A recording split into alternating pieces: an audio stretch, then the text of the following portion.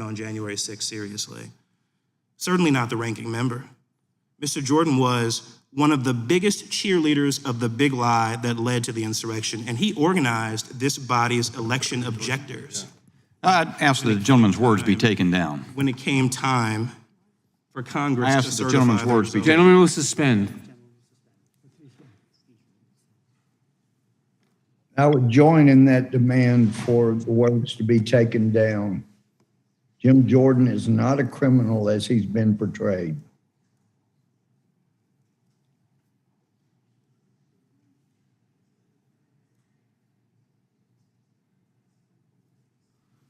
Mr. Chairman, all I This said hearing thus is far something is else. that This hearing is something else. Watch, listen. The gentleman will suspend. I'll update my caption here in just a second.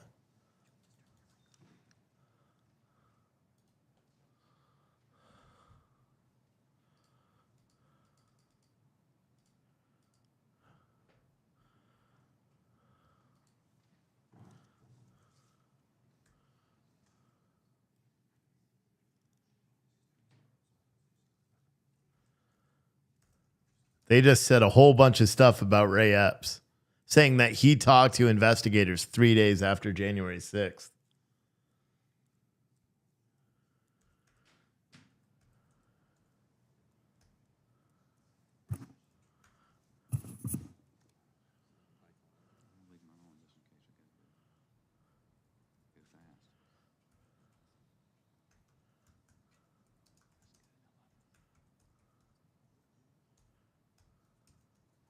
Can't even fucking type. Some of you guys may get your mugs today. Don't worry, I didn't update the websites because I'm actually rebuilding it right now. So some of you have already gotten your mugs and you're like, well, the QR code just takes to the website. I didn't fix it yet. Would the gentleman like to withdraw his remarks and rephrase? Of course, Mr. Chairman. The ranking member was the biggest cheerleader of the falsehood that the election was stolen from Donald Trump by President Biden. And he organized this body's election objectors when it came time for Congress to certify the results.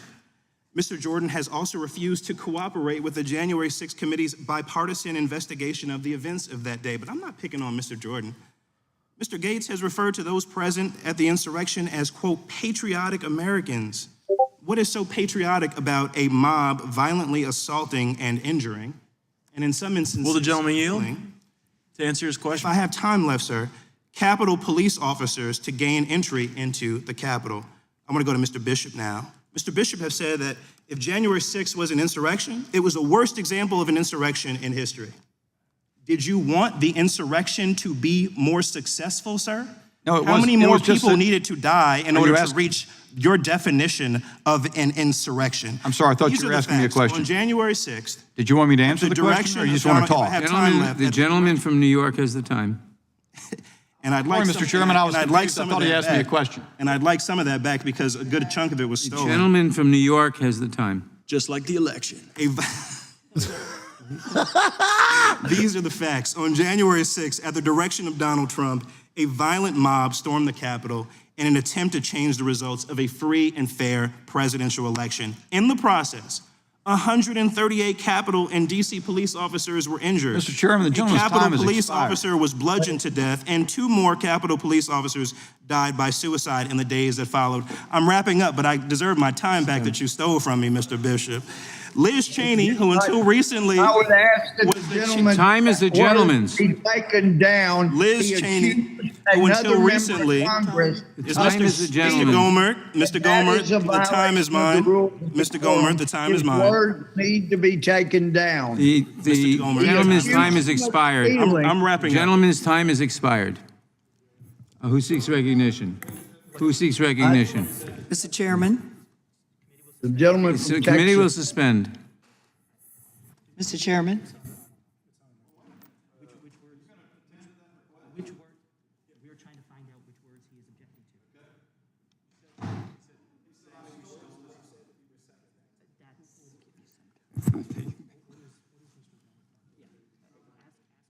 Mr. Gohmert, what words do you believe should be taken down?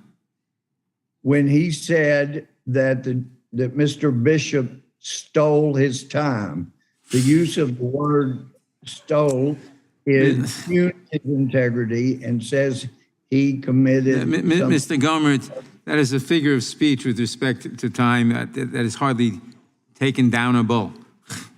Oh, okay, so there's nothing wrong with saying something was stolen. All right, so y'all take everything back about saying the president. Mr. Gomer, the difference is I didn't incite an insurrection. No. Fine, The so gentleman's time has expired. Who Mr. seeks Chairman, recognition? Mr. Chairman, I would like What purpose time. Gomer would like Does Mr. time. Gomer seek recognition? Yes, I do. The gentleman is recognized. You have Thank to you strike, very the gentleman is recognized for 5 minutes. I've learned a great deal here. And as far as Mr. Bishop trying to steal time, and now that I know from the chairman, there's nothing wrong with using the term steal. When Mr. Bishop was asked a question, reasonable minds would not think that he was stealing time to try to answer the question that was posed to him. Will the gentleman yield? But obviously there was no, I'm not going to yield because we couldn't get time to answer the questions before, so I need to do it now. Now, this is a reasonable request. Things that get transparency help calm things down. And there's nothing but secrecy that has surrounded very important, very legitimate questions arising out of January 6th. As I've said many times, anybody that engaged in violence, anybody that committed a crime needs to pay for the crime. But, what we have seen is such a difference in treatment. I mean, Simone Gold, it appeared to her that people were being allowed in the Capitol. She is the first woman in the history of the Department of Justice to have no criminal record. She's got her JD. She's saved lives of friends of mine as a doctor. And she was guilty of misdemeanor trespass, first woman ever to be sent to a maximum lockdown facility for a misdemeanor trespass with no violence, no prior history. There's been a great deal of unfairness. And when I heard the comment that basically Republicans lied when they said no law enforcement officer was killed there on January 6th, there were law officers injured. And as a judge and as a member of Congress, somebody injures a law enforcement officer, that's serious and they need to pay a price of incarceration. That's just the way it is. You don't do that. But my understanding is no law enforcement officer actually was killed. I know there was a lot of false information that was put out. We had some tragic situations where because of January 6th, some law enforcement officers took their own lives. Tragic. But the person that was quite obviously killed was Ashley Babbitt. And as far as Trump's, as far as lies, you've got to understand some skepticism by Republicans because we're still hearing people talk about Trump's collusion with the Russians to steal the 2016 election. That's still being talked about. And we know for sure after the big time millions of dollars spent on Mueller's investigation and follow-up investigations, there was no collusion between Trump and the Russians to steal the election, but there was collusion between the Clinton campaign, the DNC, the FBI, who hired Danchenko. They all were working with a Russian spy to collude to try to take down candidate Trump. There's no question about that. That occurred, but it appears that that kind of crime is not going to be punished. And so you got to understand on the other side, the skepticism that arises when we hear these claims like Russian collusion for 6 years. And so, but still, when I Will the see a gentleman guy yield? on video demanding people go into the Capitol, Will the gentleman yield? that's inciting a riot. That's inciting insurrection. And even though, as surely the lawyers on the committee know, you don't actually have to get somebody to do some destructive act if you're inciting them. And people did enter the Capitol just as Ray Epps wanted. My time expired. I yield back. Mr. Gentleman Chairman, yields back. Who seeks recognition? Mr. Chairman, What purpose does Ms. Deming seek recognition? move to strike the last word. And ladies recognized. I'd like to yield time to Mr. Jones of New York. Thank you, Ms. Demings. I was going to wrap up, but since Mr. Gohmert wanted to chime in, I couldn't help but contemplate some of the words that he just uttered, about taking January 6th seriously and being horrified by the violence that occurred that day. I mean, I'm looking at an article in the Texas Tribune from June 23rd, 2022, titled, U.S. Rep. Louis Gohmert asks Trump for a pardon after insurrection, January 6th committee reveals. And so I would love, if he would like to appear on screen again virtually, for him to answer the question of whether it's true or not that he asked the former president for a pardon with respect to his conduct in connection with January 6th. But as I wait for him to appear on screen, I do want to proceed. These are the facts. On January 6th, at the direction of Donald Trump, a violent mob stormed the Capitol in an attempt to change the results of a free and fair presidential election. In the process, 138 Capitol and DC police officers were injured. A Capitol police officer was bludgeoned to death, and 2 more Capitol police officers died by suicide in the days that followed. Many of us in this room nearly died. Can you please treat what happened with the seriousness that it deserves? That is all I ask of my Republican colleagues. This resolution of inquiry is an absurdity, and it makes a mockery of people who sacrificed so much for us and for this country on January 6th. Would you please stop choosing Donald Trump over the American people?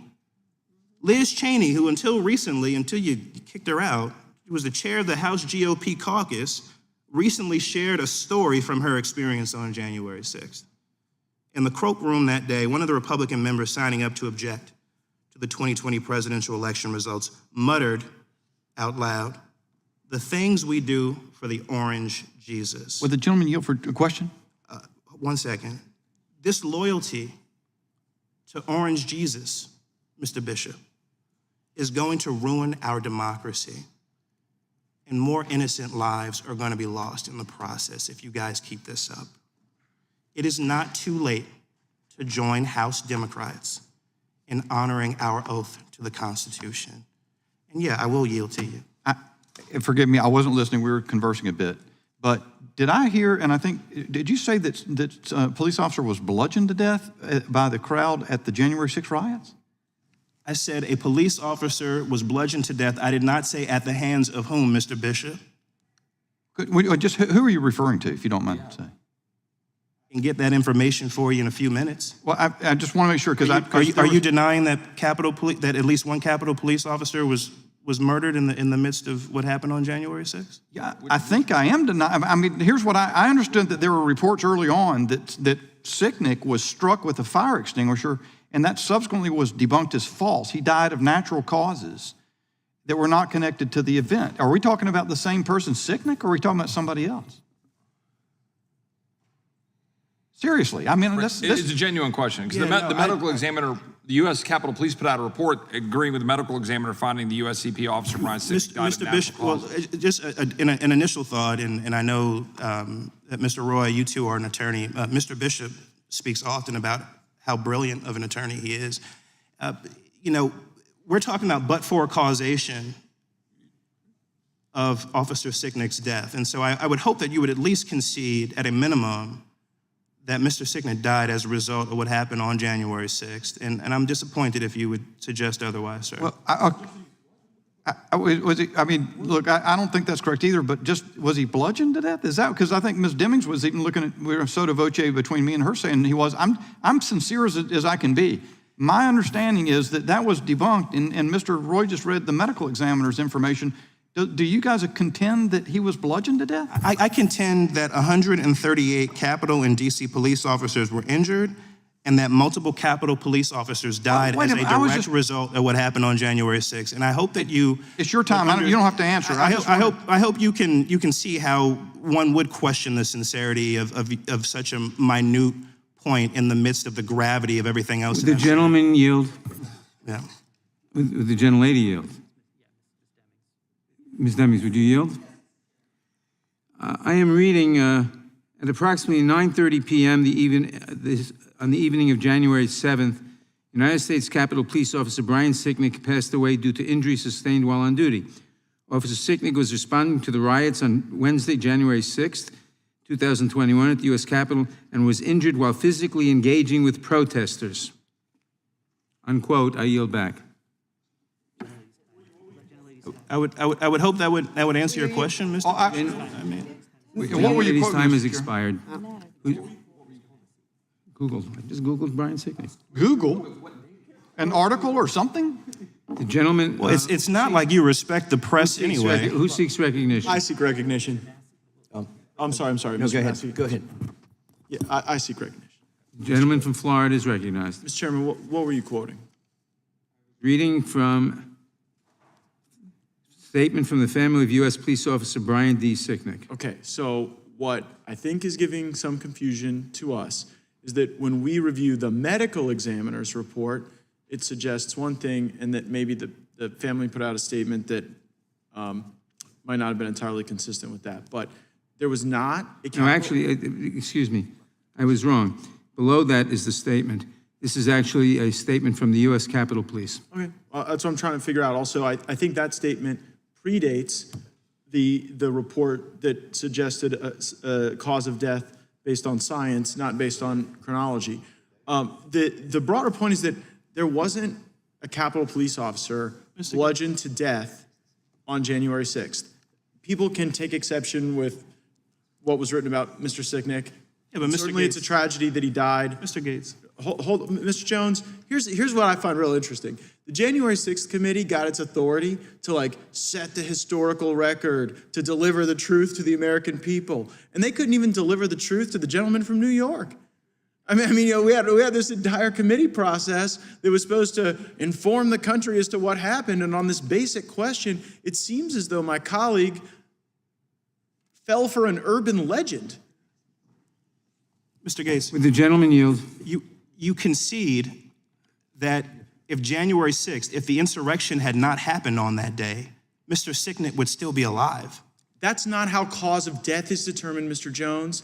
Cause of death is not determined in but for causality. It's a scientific thing that caused the death. it's and it's here you have proximate the actual cause. decision. Look, at the end of the day, Proximate causation. this ROI is about whether or not this is we're a going to straw get the man. Time belongs to the gentleman from about Florida. whether or not we're going to Will get the you yield? information about the federal. Mr. Gates, will you yield? I tell you what, y'all have not been too kind on the yielding, so I'm going to finish my point. I yielded to Mr. Bishop. Well, lucky for him, I guess. My point is that I'm supporting the ROI. I believe it should be advanced to the House favorably because we have not gotten straight answers from the federal government about their activities on January 6th. And that is what we seek. And we know that you're going to vote against this request for information, but we are utilizing this time today because it is important for us to showcase to the American people what they're going to be getting in a House majority. And by the way, some of the people making debate aren't even going to be part of the minority because they couldn't win their primaries. But in the majority, when we take over, accountability is coming. These questions are going to be answered, and you're going to have federal officials in depositions and before us responding to these things. And maybe after that, We won't have members of Congress saying that you had Capitol Police officers bludgeoned to death on January 6th when that is not a scientific finding. But we will still have multiple Republican members of this committee having asked President Donald Trump for pardons in connection with Gentleman from I tell Florida you- controls. Mr. Gates, that would include you, Mr. I tell you Gates. what, Mr. Jones, That would include we'll you, have a Mr. great Gates. time. We'll have a great time on this committee. Gentleman from Florida controls the time. Yeah, and like I would leave the Smarty Boy comments to those of us who win our elections. I yield back. Gentleman yields back. Who else seeks recognition? I do. I yield, Mr. Bishop. I think the gentleman, you have time left? I thank the gentleman for yielding. I wonder whether, there are 2 minutes left. I wonder whether, Mr. Gates, you would yield to the chairman for an answer to one question. The chairman said, and this is quite important, we're saying this for a national audience from the House Judiciary Committee.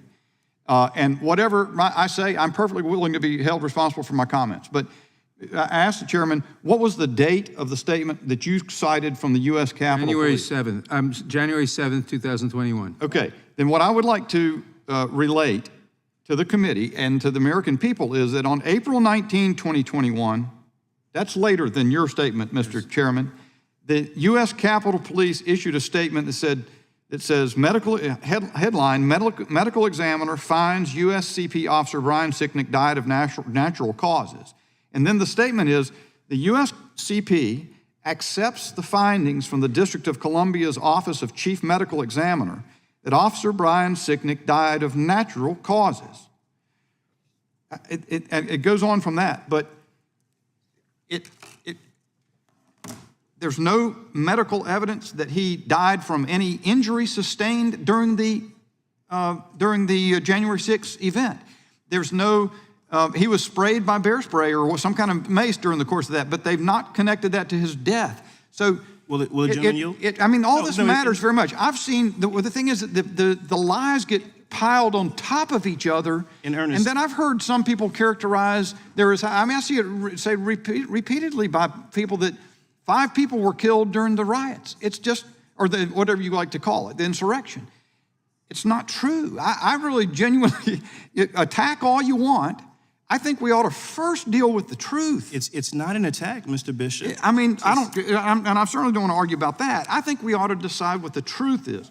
And if you're saying that there was somebody bludgeoned to death, a police officer bludgeoned to death on January 6th, or any number of other things that get more. Mr. Bishop, you don't want to get to the truth because you didn't vote to impanel The a gentleman's select time committee has to expired. investigate what happened on January. Gentleman's time has expired. Who seeks recognition?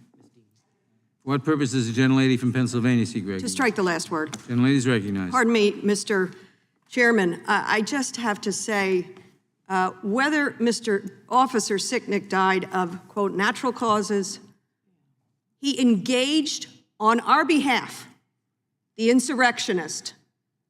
He engaged them, and following that engagement of people using Trump flags and American flags as spears to beat and to bludgeon police officers, he suffered 2 strokes. The conversation you all just engaged in is so shameful. I hope the Sicknick family was not watching this.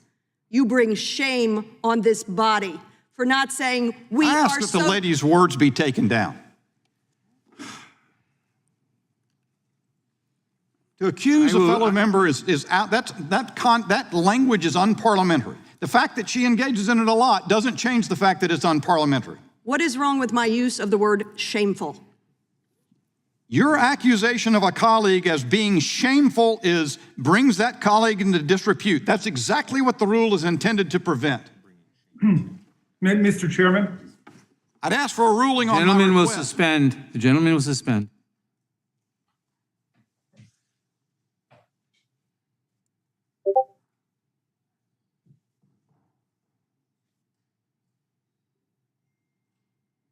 So I withdraw the use of the word shame or shameful because apparently that's not allowable or even happens anymore.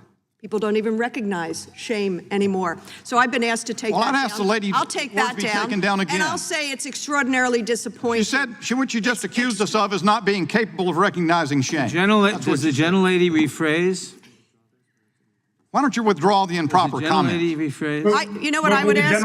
I would, Does it- you know what I gentlelady think would be the rephrase. proper remedy? I'll take my words down. Good. What would be the proper remedy is if that conversation from that side of the aisle would be taken down on behalf of the family of Brian Sicknick, who died defending us, suffered 2 strokes defending us. I'd like to be heard on the request. Will the gentlelady yield? Will the gentlelady yield? I will yield.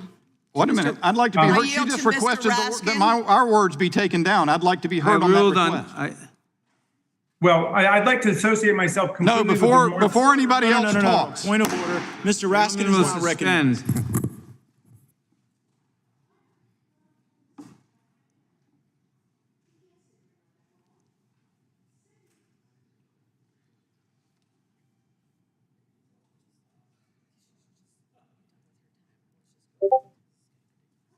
Yeah. But how do I deal with this? What? Oh, don't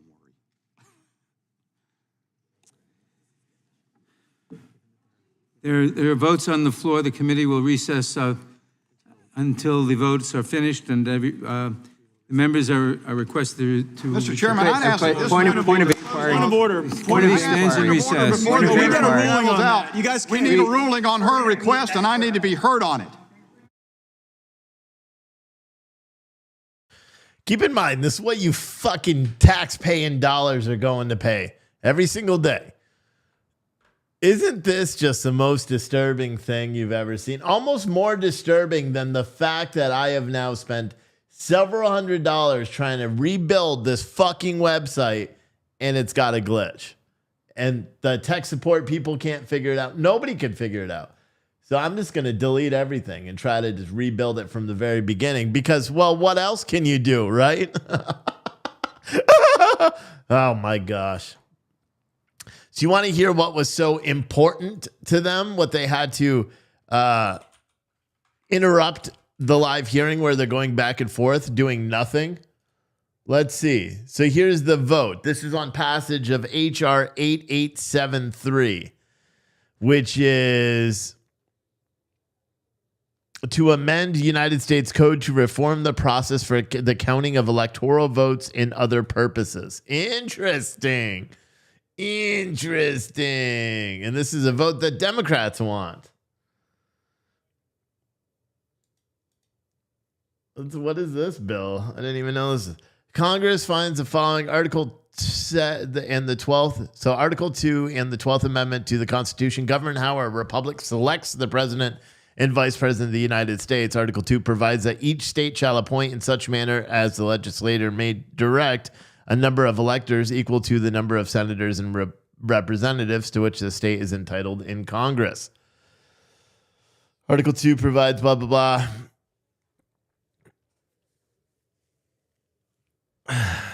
What are they trying to change? Man, it's so hard to read these bills.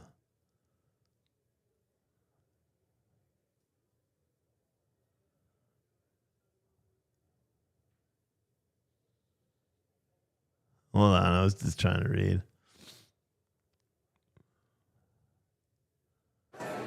For what purpose does the gentleman from Indiana seek recognition? That's the House. Madam Speaker, as the member designated by Mr. Baird of Indiana, I inform the House that Mr. Baird will vote no on H.R. 8873. So what are they trying to change here?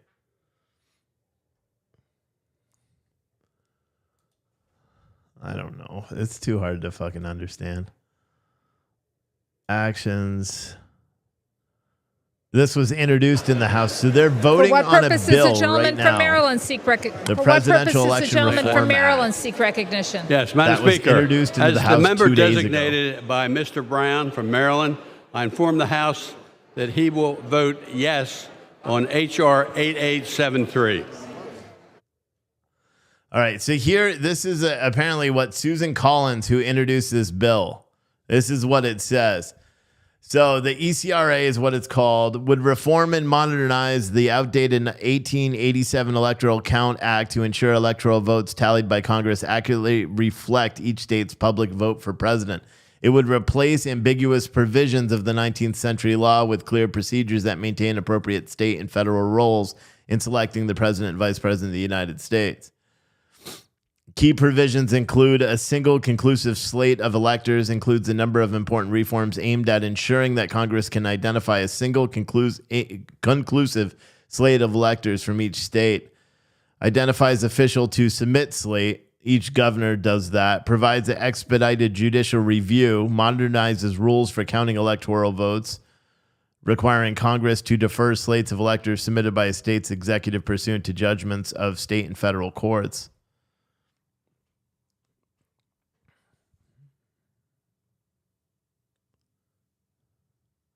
Yeah, and here's something. They're amending this now. So affirmatively states that the constitutional role of the vice president as presiding officer of the joint meeting of Congress is solely ministerial, in that he or she does not have the power to solely determine, accept, reject, or otherwise adjudicate disputes over electors.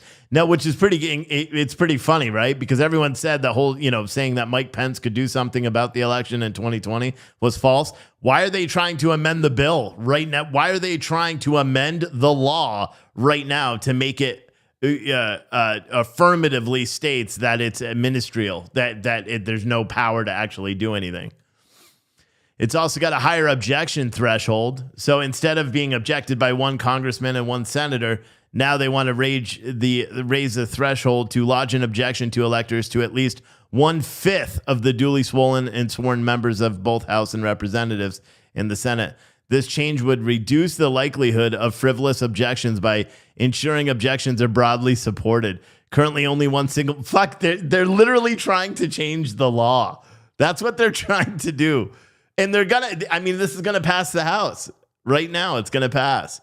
Protection of each state's electoral popular vote strikes a provision of the archaic 1845 law that could be used by state legislators to override the popular vote in their states by declaring a failed election, a term that is not defined in the law. Instead, this legislation specifies a state could move its presidential election day, which otherwise would remain on the Tuesday immediately following the first Monday in November every 4 years, only if necessitated by extraordinary and catastrophic events. So they want to make it so a state cannot declare a failed election and just says that they can now move. Holy cow. These Democrats, man, you got to give it to them. They are quite impressive in their destruction of America in just 18 short months. They are quite impressive. Quite impressive. Holy shit. This bill was just introduced 2 days ago. 2 days ago. Doesn't that just rack your brain? Doesn't it? HR 8873. Holy shit. Holy shite. Isn't that something? Right? Is that what the kids say? I think so. Texas, right. For what purpose does the gentleman from Texas seek recognition? Madam Speaker, as a member designated by Ms. Granger of Texas, I inform the House that Ms. Granger will vote nay on H.R. 8873. I wonder if there are Republicans voting yes on this. There's 7 Republicans that are voting to fundamentally change the way elections are held in the United States. My goodness. My goodness. You can only laugh. I mean, what else are you supposed to do? You can only laugh. We're going to go back to that fiery House Committee on the Judiciary the second it does come back. So just keep that in mind. We're not going to miss that. For anyone that has missed it so far, it's been quite entertaining, because what it seems is that some people, some of the Republicans, have had it with the bullshit. They've had it with the bullshit. They are mad at the bullshit. They don't want to listen to no bullshit no more. Enough with the bullshit, they say. How do I do this? Oh, it's option, right? It's the option key. Yeah, there it is. See, I could figure out how to use my own fucking computer once in a while. Look at that. Bam. Bam. Bam. It's the bullshit. so keep in mind, right now, you had the House Judiciary that was meeting right now, apparently to do, to go over a bill, do a work through on a bill. And instead, it became a pissing match between conservatives and Democrats on who was responsible for January 6th. And they just went into a very long debate, which rightfully proved that Officer Sitnik of the Capitol Police died of natural causes, which is a fact, in that he was not bludgeoned to death, as one of the Democrat lawmakers said while on statement. Keep in mind, there's this little beautiful thing from New York seek recognition that all these scumbags have in D.C., which is called qualified immunity. So they can lie. They can lie during campaigns. They can lie in general, which is why they do it so much, and they can't be held to account. The only thing you're going to get is a parliamentary inquiry, which is nothing. They just can repeatedly lie to everybody. So just keep in mind right now, this bill that they're passing. Where's my mouse? This bill that they're passing, HR 8873, which is to amend Title III of the U.S. Code to reform the process of counting electoral votes. Here is the bill, the Electoral Reform Act of 2022. I'm guessing that this is what it is, right? Presidential Election Reform Act. Here, let me just do it this way, just in case that bill wasn't this bill. Yeah, like, look, here's the GOP. Today, the House Democrats are trying to push through their unconstitutional partisan power grab, the Presidential Election Reform Act, in order to update the Electoral Count Act before consequential midterm elections. This bill has no partisan input, tramples on state rights, and gives the Congress the power to interpret state law. The responsibility of the Constitution gives the states. For the first time since 1887, Congress is considering updates to the Electoral Count Act, yet House Democrats are rushing a proposal through a highly partisan manner. They have held no markups, did not consult with Republicans on the Committee of Jurisdiction, and did not attempt to work with the bipartisan framework proposed by the Senate, which has also been introduced in the House. With the proposed certification over HR 8873 is nothing more than a partisan messaging bill and is an excuse to talk about President Trump in the 1-6 committee just weeks before the midterm election.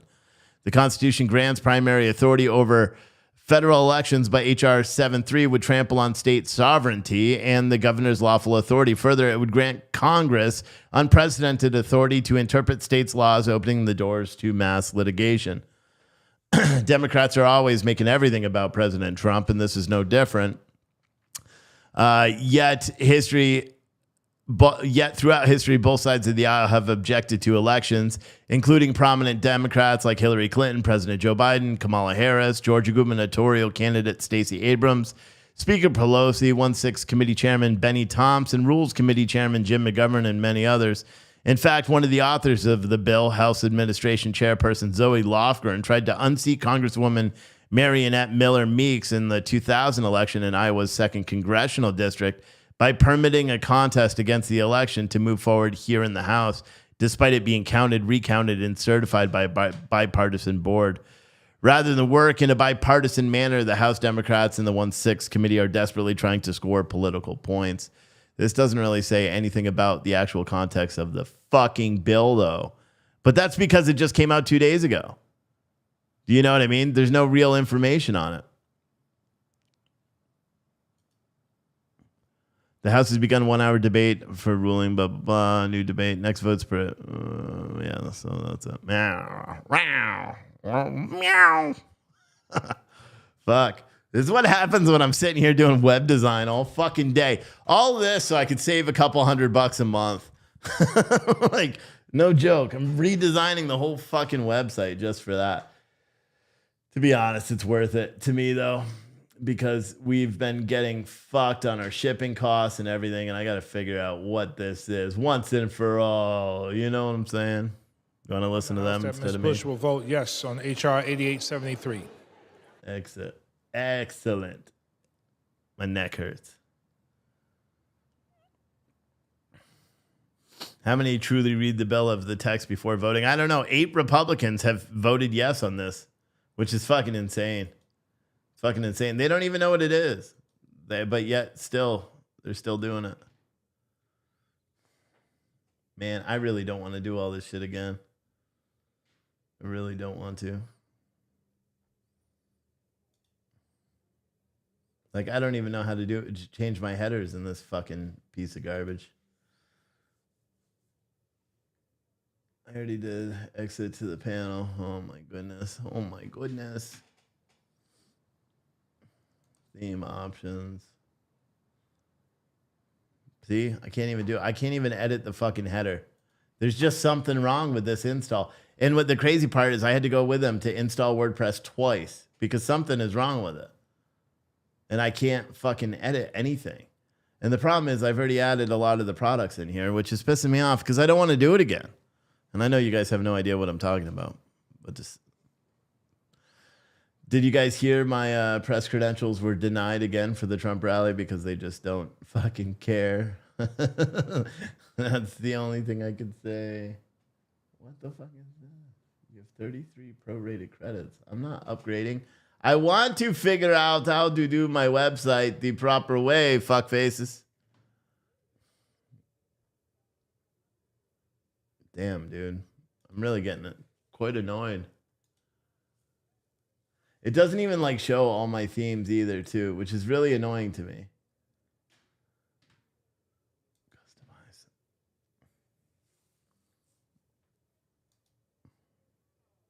It won't even show me the page. I don't understand.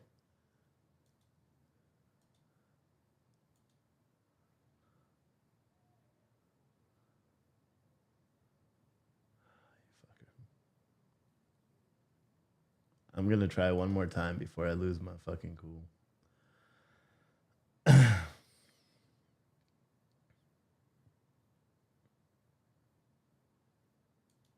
You know? What is the bill being voted on? I just talked about it. And I'm not doing it again.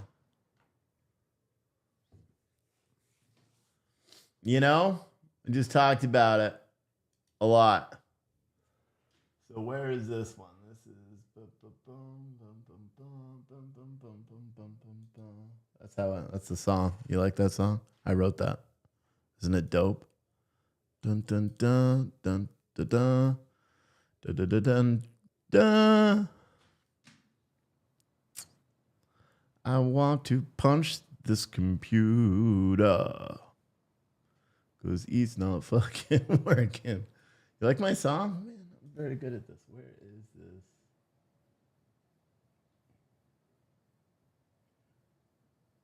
What time is it? It's gotta be... Details.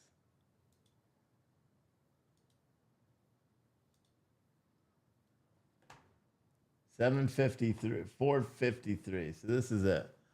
You watch. This is still not gonna work. I'm reinstalling it again. Did all the rhinos already lose their primary? Some of them. Carol said it's a very unfriendly chat if you're not a regular. Steve, you need to submit press requests and CC directly to the Trump organization. Yeah, we have.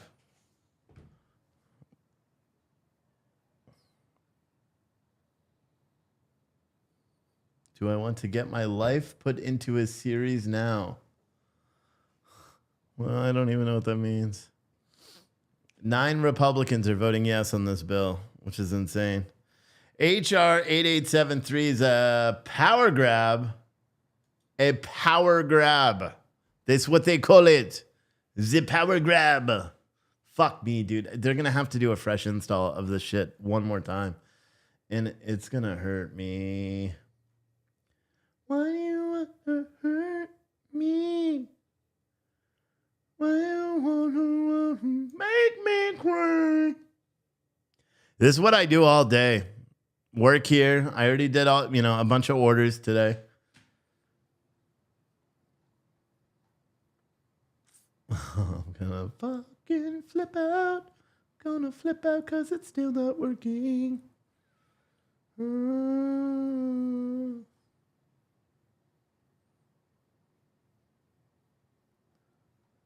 Let me go down here to this fucking thing. I'm going to import a whole fucking demo, right? Because if that doesn't work, because the problem is that I'm downloading a specific demo, right? With all the content and everything. And it's supposed to have this little thing that when I get on the page, like for example, when I get onto a page, it should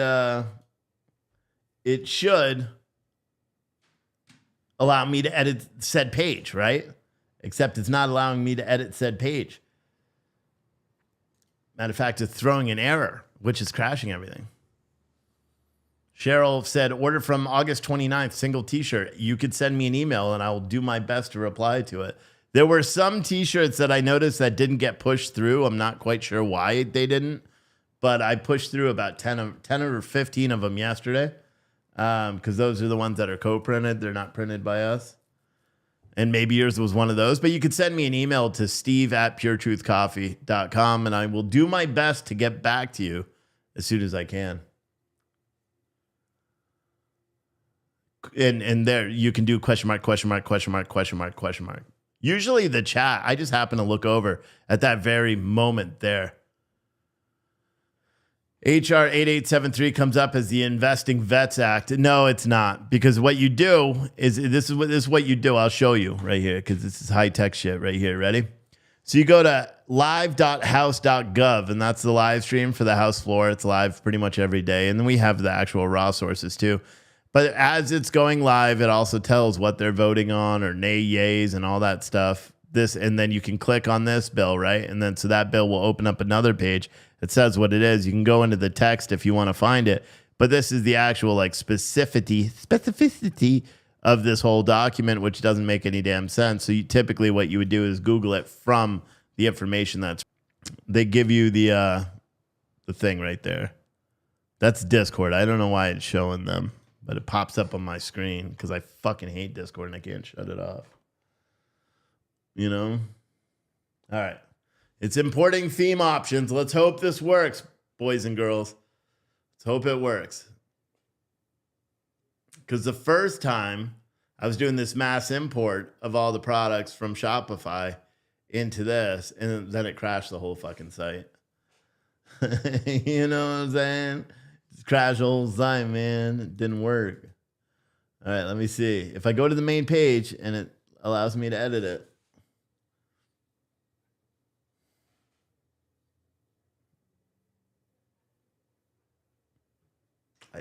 I don't fucking understand this shit. I wonder if I just have too many. Here, you know what I'm going to do? Real quick, like. You watch this shit. Bam. I'm going to go bam. Make myself full. And then I'm going to close every I'm going to Control Alt Delete on fucking Chrome. Maybe that's just what the issue is. Maybe something's blocking it. I'm going to force Chrome to close. Look how long it's taken. That's how you know that. Something isn't right. So we will switch back to the House Judiciary meeting. Task manager. Boom, boom, boom, boom. Come on, fucker. Fuck you. All right. So now that's done. Close all these other windows. I'm just not going to restart this computer. It is sounding weird today, though.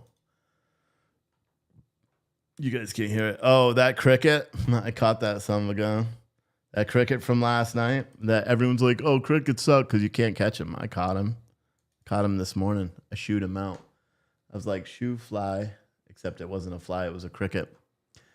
Guess what didn't fix it? The problem is there's another way to go into it. If I go this way and then I try to open the door, you know, to open the door. Let me just close all these windows. Windows get closed now.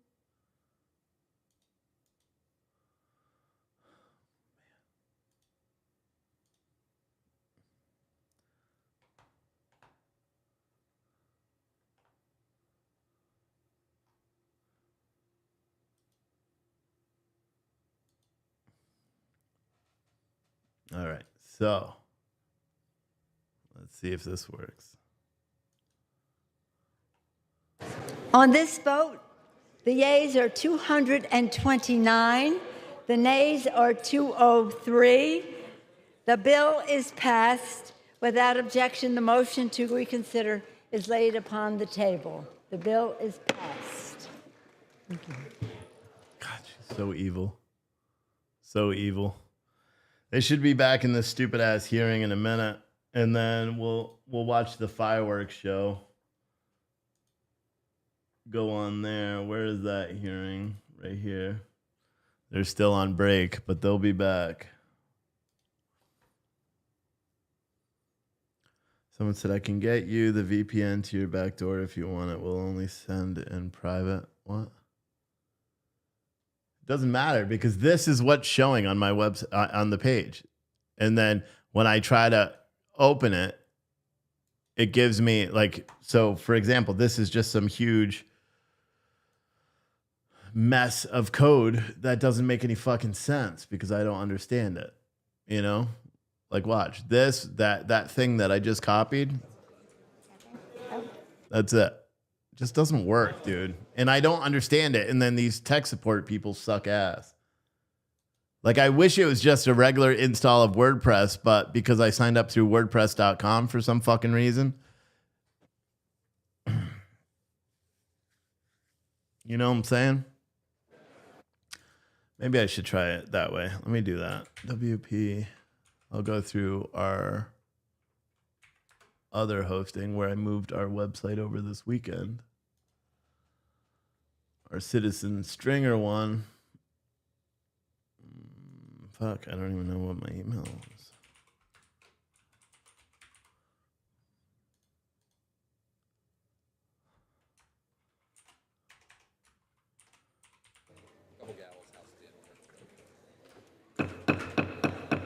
The House will be in order. Oh, wait, that's the House floor, not this.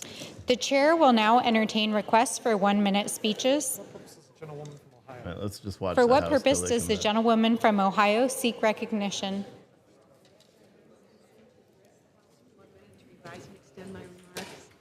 Without objection, the gentlewoman is recognized for 1 minute. Madam Speaker, I rise today with deep sadness to pay tribute to two highly skilled U.S. steelworkers, brothers Ben and Max Morrissey, who tragically lost their lives at the British Petroleum Refinery in my hometown. Yesterday, while on the job at the BP Husky plant in Oregon, Ohio, their lives were cut short in a horrific explosion. Responsible citizens, husbands, and fathers who performed America's essential work that drives progress and our American way of life forward.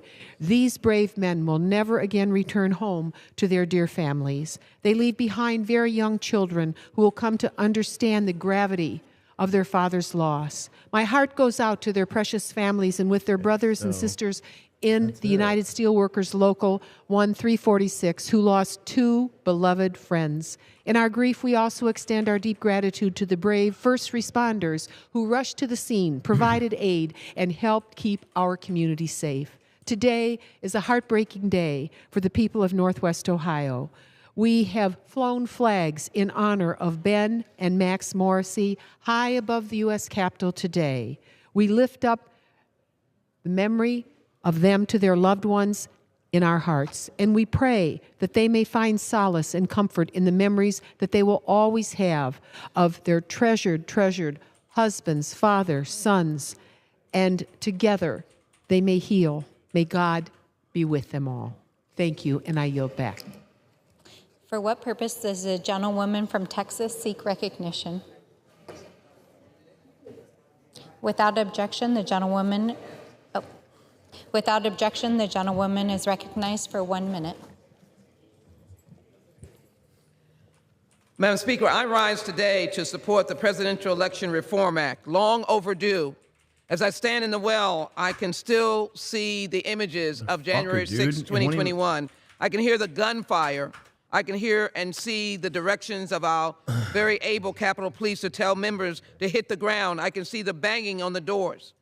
Thank goodness this act will reform the electoral count to ensure that Congress counts the votes as required by the Constitution, including by ensuring that Congress receives a single accurate electoral count certificate from each state No phony electors, as evidenced by President Trump's attempt to bring down this nation. Requiring that the states select electors to accomplish in accordance with state law existing as of I don't know why she's talking about as it the now last versus election. before. It will reaffirm that the Fuck off. Ugh. Vice President's role at the count is ministerial. Raise the objection threshold to 1/3 instead of one person, one member, and let the explicit constitutional grounds upon which members may object to a state electoral votes. They will list the explicit constitutional grounds. There will be order to the process. This is a democracy admired around the world. We must defend this democracy, and we are defending it by voting today on the Presidential Reform Act. This is what we should do, the Presidential Election Reform Act. I yield back my time. For what purpose does the gentleman from California seek recognition? Without objection, the gentleman is recognized for 1 minute. Thank you.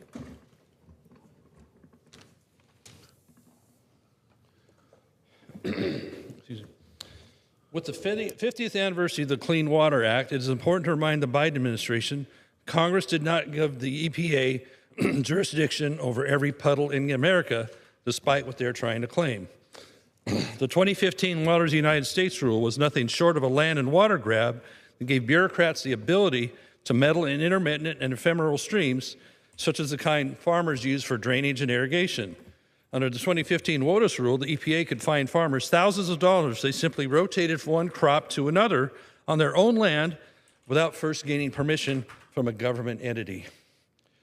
Then the Trump administration, through Navigable Waters Protection Rule, eliminated the significant nexus standard set by the WOTUS rule, which solved much of the overreach and uncertainty about it. The Navigable Waters Protection Rule clearly identified waters of the United States in 6 categories and made further clarifications of the definitions of tributaries and adjacent wetlands. So I was very dismayed when the EPA and U.S. Army Corps of Engineers decision to reverse the 2020 Navigable Waters Protection Rule and restart the rulemaking process around the definition of what is a navigable water. If President Biden were serious about helping farmers grow food to supply Americans and the world during this global food shortage, he would return to the Navigable Waters Protection Rule to give farmers certainty and then customers at the grocery store shelf certainty in price and availability of food. I yield back.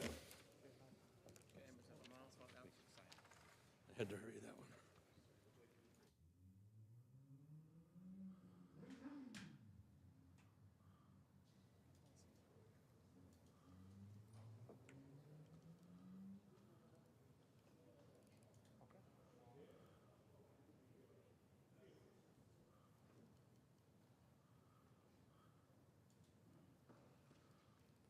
Under the Speaker's announced policy of January 4, 2021, the gentleman from New York, Mr. Bowman, is recognized for 60 minutes as the designee of the Majority Leader.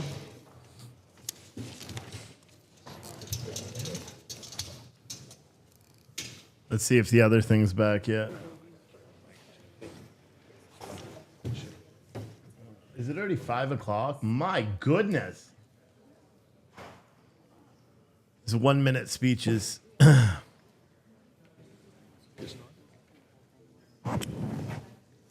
Madam Speaker, I ask unanimous consent that all members have 5 legislative days to revise and extend their remarks and include extraneous material. This is an interesting one. Carol made this statement, which doesn't really make a whole hell of a lot of sense. Right? So Carol said, Banner, whatever that means, just said that Mod's being so protective of Steve in the chat that he'll never grow. I wish the chat was more like Portland Andy or Salty Cracker, free flowing. How does us not allowing racist behavior in the chat or trolls limit our growth? Because I'm truly curious about that. I'll wait for your reply because I'm very curious because that doesn't make any sense. And you want me to be like Portland Andy? I like Portland Andy, but I don't drink or smoke pot. I do drink, but not that much. But I don't smoke pot, so Can't do that one. Shelly, anyone who got the mugs, your QR codes are gonna switch in like the day or two. I didn't have time to do it because I was trying to fix this window. Someone said, BS, free speech is free speech, whether we like it or not. But you spelt weather wrong, Snowflake's nightmare. So, I mean, I gotta take that as evidence that your intellect is not supreme, right? Right? But you could spell weather correctly. You just forgot an H. You know, it's not the end of the world, but next time, bucko, right? Yeah. And free speech isn't free speech when you're being a racist scumbag on our chats. We don't allow it. I'm sorry. Yes, it is a protected speech, but not on someone else's chat. Does that make sense? We're just waiting for the hearing to come back, and then we'll kick it back over. And now I'm reinstalling a new thing on the thing. And it says it's good. So let me... how do I access it? You son of a bitch. Son of a bitch. Domain. It's not done yet. Wait, no, it says it's done. So how do I get to it? Come on. Oh, right there. Duh. It's probably going to make me log in. I don't remember what username and password. Honey, no matter, free speech is free speech. Yeah, again, not on a private platform. That's what you don't understand. Everyone wants to make some sort of analogy. We don't allow racists to be on our platform. I'm never going to permit it, okay? We don't allow people to be sexist or misogynistic or anything like that on our platform, whether it's in the chat or not. We just don't allow it. And anybody that's arguing for that, I have to say, you're less than a person. I've been saying that a lot. It just means that I don't like you, and I think you're a failure. Could I be any more direct than that? YouTube, actually, it is. Someone said, you wait one effing day, this will be a publisher, which I don't know what that means. Snowflake's Nightmare said, I'm not promoting racist speech, but it is actually free speech. I'm kind of confused as to what you're fucking talking about then. You are literally no better than YouTube if you delete free speech. You're missing the point, because here's where the free speech is in our chat, right? Every time I open my mouth, that is free speech on this platform, because I have the right and the responsibility while maintaining my presence on a platform. Here's the thing. We don't even allow people to do that in our chats on Citizen Stringer. Why? Because racists are the scum of the earth. People, like, what do you want to espouse? Snowflake Nightmare, right now in the chat, what do you have to say that's so important that we are infringing on right now? Come on. Snowflake Nightmare, what do you want to say that we won't permit you to say? Let's go. Todd, received your mug. Yes, the QR code, scan it tomorrow. Don't do it today. Carol said, see, Steve just called me a racist and misogynist. No, I said we don't allow that on our chat. Carol, your comment, see, this is where people are stupid. Look at this. Carol's comment, which is right there on the screen, has not been deleted, has not been muted, and she hasn't been told she can't write or banned on our platform, but yet she's saying that she's being censored on the platform and saying I called her a racist and a misogynist, even though she's a Hispanic woman, which is clearly not what I said.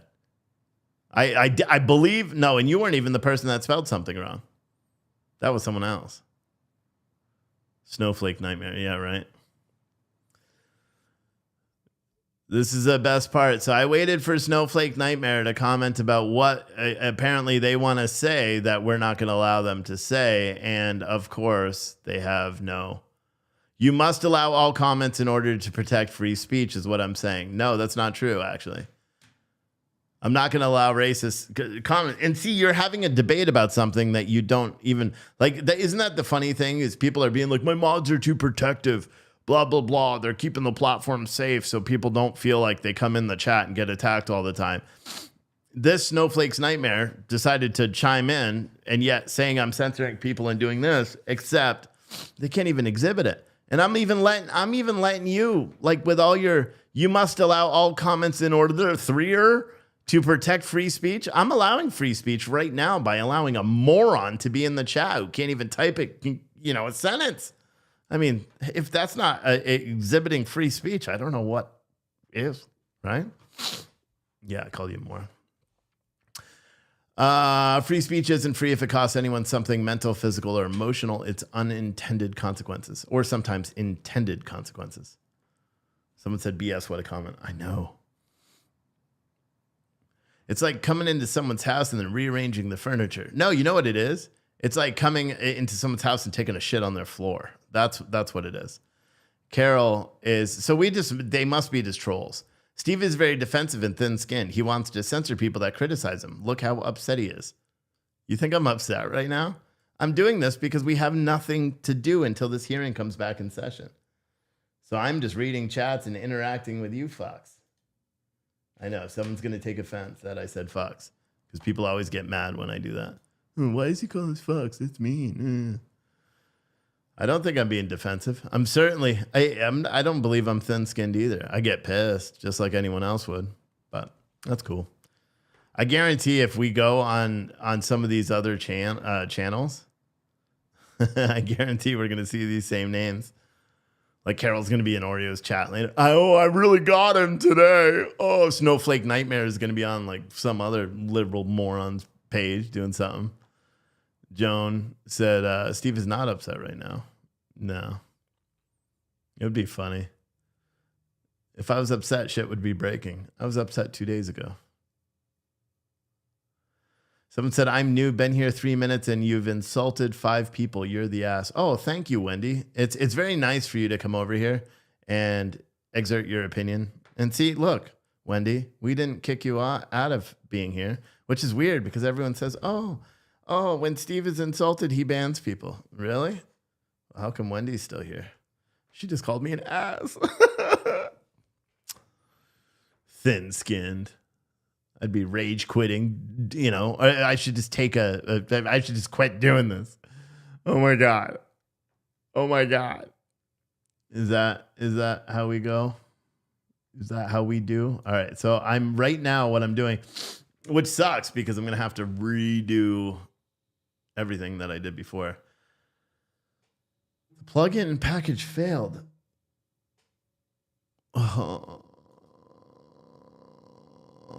Upload plugin. I wonder if they're just giving me a bad plugin for this thing. This is the right plugin. Right? Yeah. Open. Install now. It's failing. See, so I got fucking ripped off, didn't I? I got ripped off. Watch, I'm gonna download it again. Oh, my nose is tickling. Download installable WordPress file, which is downloaded. I'm even going to change the name of this. I'm going to change the name of this file wherever it opens on my massive amount of monitors here. I'm going to... Oh, come on, you fucker. Here. So that's an installable WordPress file. Now if I go here, 519...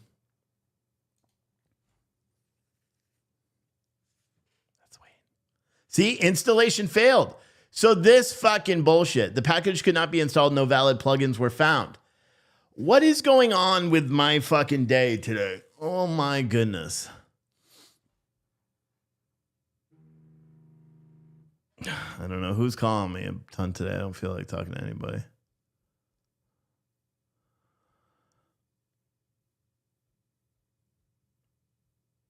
Boom, boom, boom, boom, boom, boom. Where's the sign that says new people have to be thrown a welcome parade and given a door prize? I don't know. Carol Forrest said, I'm not a snowflake. I'm not a bot. I'm a conservative woman living in California. Been with you through the riots of 2020. I'm disappointed in you, Steve. Oh, no, Carol. I disappointed you for what? because I said that you can't say racist shit in the chat and you're getting offended by that? I don't even know what you said. I don't give a shit whether you're a Hispanic person or not. Are you insinuating because you're a Hispanic woman that you're not allowed to be a misogynist and you're not allowed to be a racist? Why? Because you're a minority? You know who else says that? Black people that were marching up and down the streets committing the riots that you declare that, or that you said you watched through 2020. And if you've been watching me since 2020, then you know how we keep our chats and you know how I conduct myself when we do our live stream. Why you are now suddenly choosing to allow that to be the catalyst? Plus, you live in California. Are you a conservative that lives in California? Because most conservatives, true conservatives, would get the fuck out of that commie state. No, not everyone. I went a little bit too far there, right? You know what would be fucking nice is if this worked. And I'm super annoyed that I can't download. It's just not working, and I don't understand why. It's like just today. It doesn't want to work.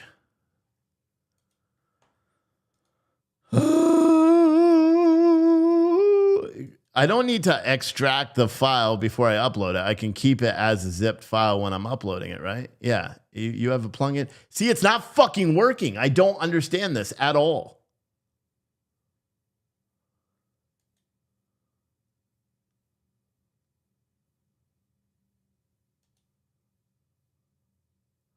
I'm just going to refresh the whole page. Like, you want to see me getting mad. Now I'm going to start getting mad because this, oh, you know why? I'm trying to upstall. I'm fucking stupid. I'm trying to upload a theme into as a plugin. Oh, God. It's been a long fucking day. It's been a long day. The whole time. I am dumb. Oh, my goodness. See, now it activated because I did it to the right one. Isn't that funny? I don't care who you are right there. Is it just random people saying nonsense? Yeah, that's what it is. One of Carol's comments were held due to 15-second chat delay. She thinks the mods did it. Oh, is that what it is? There was a chat delay? In my opinion, Steve, and the way he does his show, is the definition of established. I don't know what that means. Was that a good thing or bad thing?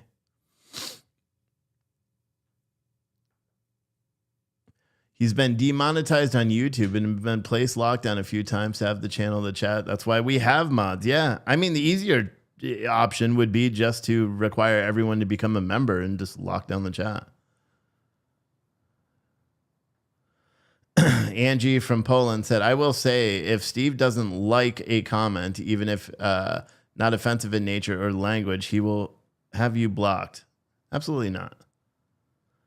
I don't block people just for being stupid. Unless you're like just continuously being a distraction to me, then yeah, you get blocked. But most of the time we unblock you.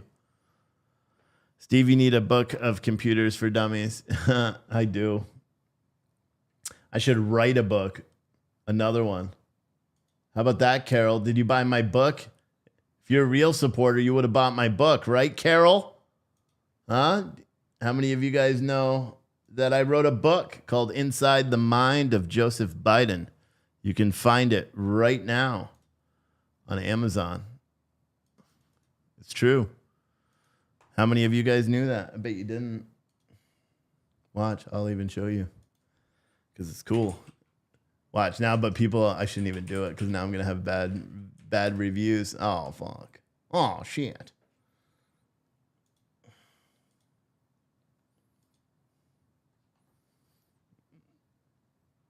Did someone else copy me? What? Inside the mind of Did I write Joe Biden? Joseph. I wrote Joseph. There it is. Look at that. Numero uno when you search for the entire title. Watch. Where's my fucking button? Where's my button? My button. Look, right there on Amazon. Look, written by Stephen R. Oatley. That's me. When you click on it, it's amazing. Look, it's even got my picture on the back. Check that out. Where is it? Right there. Bam, there I am. You can get it for the low price of $15.99 on Amazon right now. Isn't that awesome? And you know what the best part about it is every page is a real page turner. And the book is as empty as Joe Biden's promises. Yes, every page is empty. And it's very funny. And if you don't think that's funny, Carol, I don't know what to tell you, because that was funny. It took me a whopping 24 minutes. 24. I wasted 24 minutes putting that book together. Yeah. Yeah. And I've sold a lot of them, which is crazy.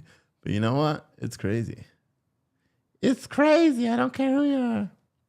Did Carol leave? I bet she did. Carol's gone. Oh, where have you gone, Carol? I miss you now. Wait, does being tinted make one exempt from being racist? AOC, not the puppet one, said. Yeah, we've heard that several times. Isn't it weird when you accuse someone of being racist or lumping them into a group of racists, they're like, I can't be a racist. I'm a Hispanic woman from California. Isn't that weird? Carol's still here. Proper order, please. I don't know what you mean. No sound. There's no hearing on. That's why you're not hearing any sound. Community behavioral health clinics. This is and the house. mental You health, want to watch the house floor? telehealth. We can watch the house floor. This year, I don't know what we they're also talking about, launched though. the 988 hotline. We'll switch back mental to the health other crisis hearing in a minute. hotline and text line where Yeah, people only can 25 reach reviews. trained counselors Yeah. in their time of need. We It's an must, empty book. We can. We will. I'm do lucky more. I have 25 reviews. We must make It's an mental empty health book. service easy, accessible, and affordable to everyone. Is someone really being like, your book only has 25 reviews, some author you are? It's an empty book. Literally, you open it up, there's nothing inside. It's a joke. People are stupid. Oh, your book only has 25 reviews. It's got 25 five-star reviews for selling an empty book, 240 plus pages that are empty. A little down sometimes. Everyone Man, has people issues are that they think are stupid. insurmountable. But guess what? With help, as kids say, with treatment, help is there, and you can survive it. Oh, he's whispering Gotta like know Joe that. Biden. Who's this fella? Don't ever is be there. afraid to ask for help. Don't ever be afraid to admit that you just don't feel right. Don't ever be afraid to admit that you don't fit in, that you feel different. Help is there. And we've all had moments where we needed help. You've got to know that you can survive and you will survive this. We must all be trained about the signs of mental health and health crises and look out for one another. Implementing many of these programs and supporting the mental health professionals who provide these services at a significant price tag. And from my perspective, it's essential. Any dollar that we spend, any money that we appropriate that saves a life, that gives individuals hope that we care and that resources are available, are dollars well spent. We need to do more. We need to invest in programs and have staff that change and save lives. And we need to do it now. We need to continue to fight. All right, so I figured out what the issue was. It's because I was using WordPress.com to host it, and this is back on. Shut up, Steve. In this debate, the gentlelady from Pennsylvania. Oh, hell yeah. Get him. Talk some shit. The gentlelady from Pennsylvania is recognized. Ms. Dean. Thank you, Mr. Chairman, for recognizing me. And to continue where we left off, I wish to withdraw my request to have the words of the other side taken down in this most recent conversation. If that's acceptable to you, Mr. Chairman, that is my wish. The request is withdrawn. And the And gentlelady I is would like to recognized. yield. Thank you. I would like to use and yield the remainder of my time to Mr. Raskin.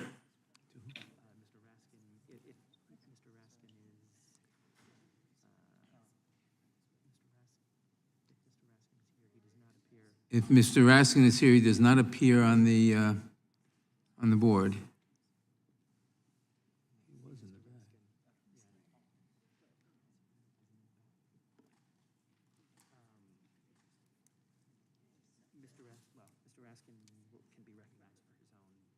Mr. Raskin can be recognized for his own time. He doesn't seem to be here. Who else seeks recognition? Then, Mr. Chairman, I yield the rest of my time. Thank you. Gentlelady yields back. Who else seeks recognition? What purpose does Mr. Massey seek recognition? I'm going to do the video if that's all right. I move to strike the last word and I have a video. Gentleman is recognized. We have a video to show if we could start that. In fact, tomorrow, I don't even like to say it because I'll be arrested. Well, let's not say it. We need to go, I'll say it. All right. We need to go in to the Capitol. Let's go! So I'm going to put it out there. I'm probably going to go to jail for it, okay? Tomorrow, we need to go into the Capitol. Into the Capitol. Peacefully. Fed.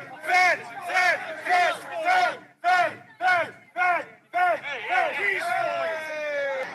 Okay, folks, grab the word. As soon as the president's done speaking, we go to the Capitol. The Capitol's this direction. He's done speaking. We are going to the Capitol, where our problems are.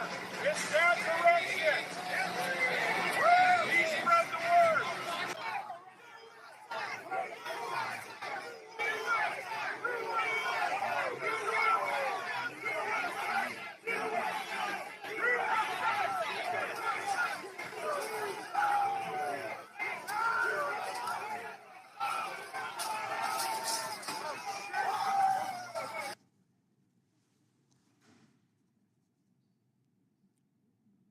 Well, there you have it.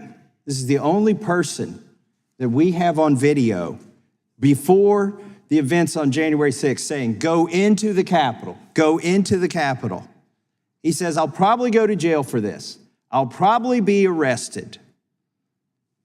He knew what he was saying. And what strikes all of us on this side of the aisle as just incredible is the lack of curiosity on the other side of the aisle. They want to get to the bottom of this. They claim that somebody planned it. You've got somebody here the day before planning it, somebody the day of directing hundreds of people where to go, and then being present at the very first breach of that outer perimeter, the first bike rack that went over, he's whispering in somebody's ear. Well, the FBI knew this was somebody to investigate, and they made him number 16 on their most wanted list. Number 16. But by July, without explanation, they took his name off of and his picture off of their website. So what this resolution is getting information. What information does the federal government have? I've asked Merrick Garland this. I asked him in the committee almost a year ago. By the way, he's had a year to clear this up, and he hasn't done it. How many agents or assets of the federal government were present on January 5th and January 6th and agitating to go into the Capitol? Here are the kind of things that we need to get. The Epoch Times reported that Epps said in an interview with the FBI, I was afraid they were going to set off an explosion on one of the side streets, Epps said in an interview. Why don't we have that interview? Why have none of us heard that interview?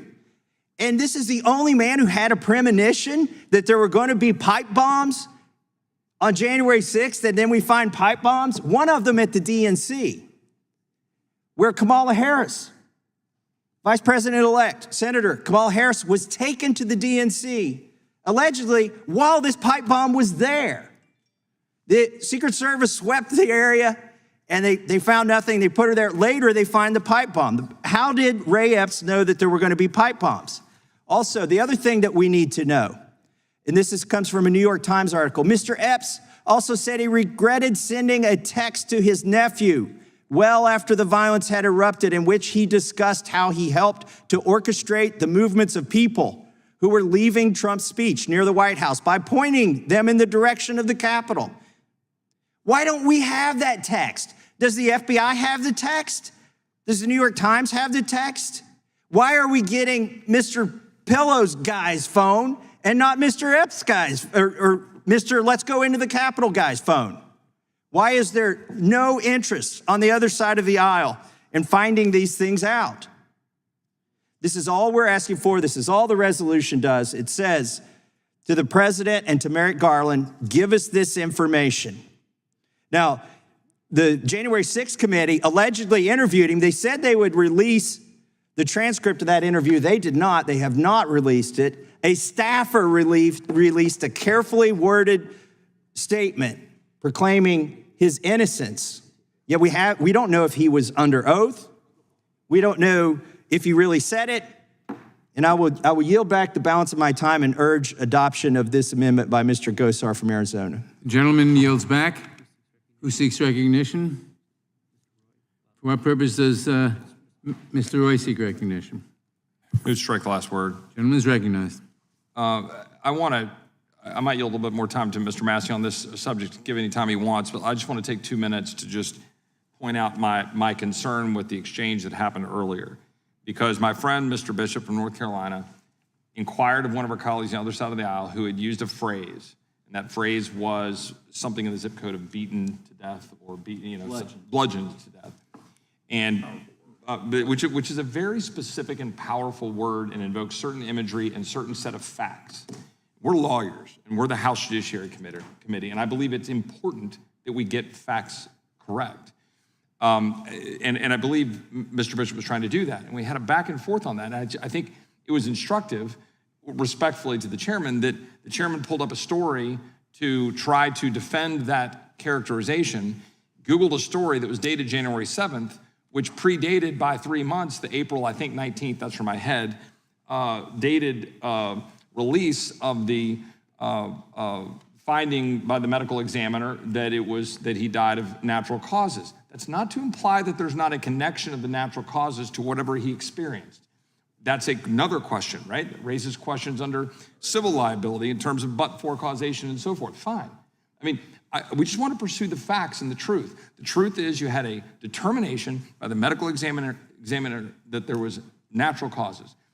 Subsequent to that in September, there were 2 individuals who pled guilty to attacking and spraying a substance on Officer Sicknick. And that's troubling and problematic, and we should seek that out. And I hope that this committee, should the Republicans have the gavel, will seek the truth about all of those individuals who have been charged with crimes under January 6th, to understand those that are charged properly because they engaged in behavior that was inappropriate, attacking police officers and causing harm to our officers and the Capitol Hill Police that are protecting us every day, and those that are being wrongfully charged or have parading charges because they crossed a certain line a certain day because things were barriers were pulled down. There are a lot of questions that I think this committee ought to be trying to seek the truth. But it is instructive and important that what we just saw happened, and that we should strive to not do that. We should strive to just seek the truth and to use the right words and then make our judgments. That's what I believe, and I think it's really important and I think instructive. I will yield the balance of my time to Mr. Massey. I thank the gentleman from Texas, and I want to talk about what a senator from Texas said in a hearing and the response that was given to him by the Assistant Executive Director of the FBI. During a Senate hearing on January 11th, 2022, Senator Ted Cruz asked then FBI Assistant Executive Director Jill Sanborn, did federal agents or those in service of federal agents actively encourage violent and criminal conduct on January 6th? In response, Sanborn stated, not to my knowledge, sir. Senator Cruz then asked, was Ray Epps a Fed? And Sanborn responded by saying, sir, I cannot answer that question. This was January 11th. If the reason she couldn't answer that question is she did not know, she's had 9 months to answer that question. Merrick Garland has had almost 12 months to answer the question I posed to him. And he saw the same video that I just showed here. Now, our chairman today said that these theories have been thoroughly debunked and they're easily proven false. Well, it's easily proven false if they would release this information, if the federal government would tell us, point blank, no uncertain terms, under oath, not some staffer, not some statement released on some hearsay, not by leaking it to the New York Times, not by trying to soften the blow by putting things out in the press. Just come here and tell us. And in the chances they've had to come here and tell us, they haven't told us, and that is why the resolution is necessary. We need to know about this person because it just defies logic that he would be not a person of interest to the FBI or to the Democrats, since he's the one who had the premonition of the pipe bombs on the side streets, which, by the way, did show up, which, by the way, we don't know how they got there. They're still trying to figure that out. And you would think if a pipe bomb at the DNC that was foreseen by this man, Mr. Ray Epps, you would think that that would be of interest to Democrats. And I'm at a loss to understand why not. And I yield back to the gentleman from Texas. Yield back.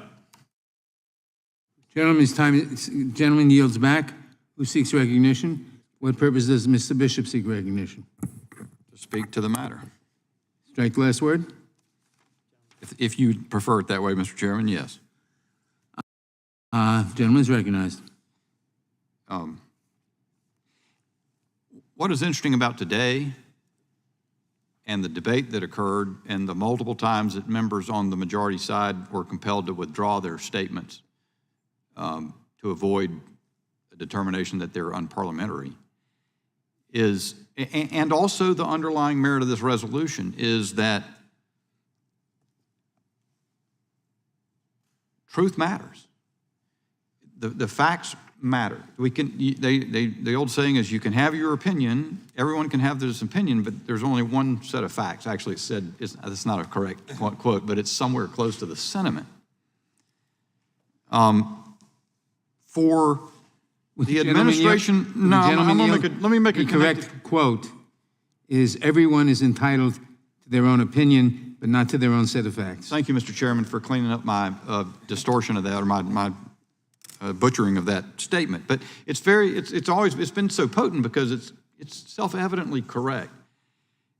And another very clear idea is that for the administration of justice to command respect and to function, it must be fair and impartial. Fairness and impartiality requires that similar acts be treated the same and regarded the same. Many Americans today, I say many, I can't speak for 330 million Americans, but I can read polls and then I go out and encounter people out in public, and that's how I gain whatever information I'm about to assert. But I would submit to you that many Americans believe that there is a dual standard of justice in the country. They look at the incidents of Hillary Clinton's email scandal and how that was resolved, and they compare that to the FBI's investigation of Donald Trump and the following Mueller investigation. They see inequality. They see inequality, by the way, between the email scandal and the way President Trump was treated in Florida with the criminal search warrant execution at Mar-a-Lago. People watched the courthouse, the federal courthouse in Portland, attacked consistently and with an obvious plan and purpose for 200 and something nights in a row, if I remember correctly, where federal protective services officers would come out and try to defend the courthouse, put out fires, and it happened over and over and over again. And they saw they saw the Capitol riot. I'm actually not equivalating those two, because the Capitol is the capital of the United States, no doubt about that. But they believe a very different treatment of people, particularly in the concept of pretrial detention and discretionary determinations about how that should apply, and dismissal of charges and the like.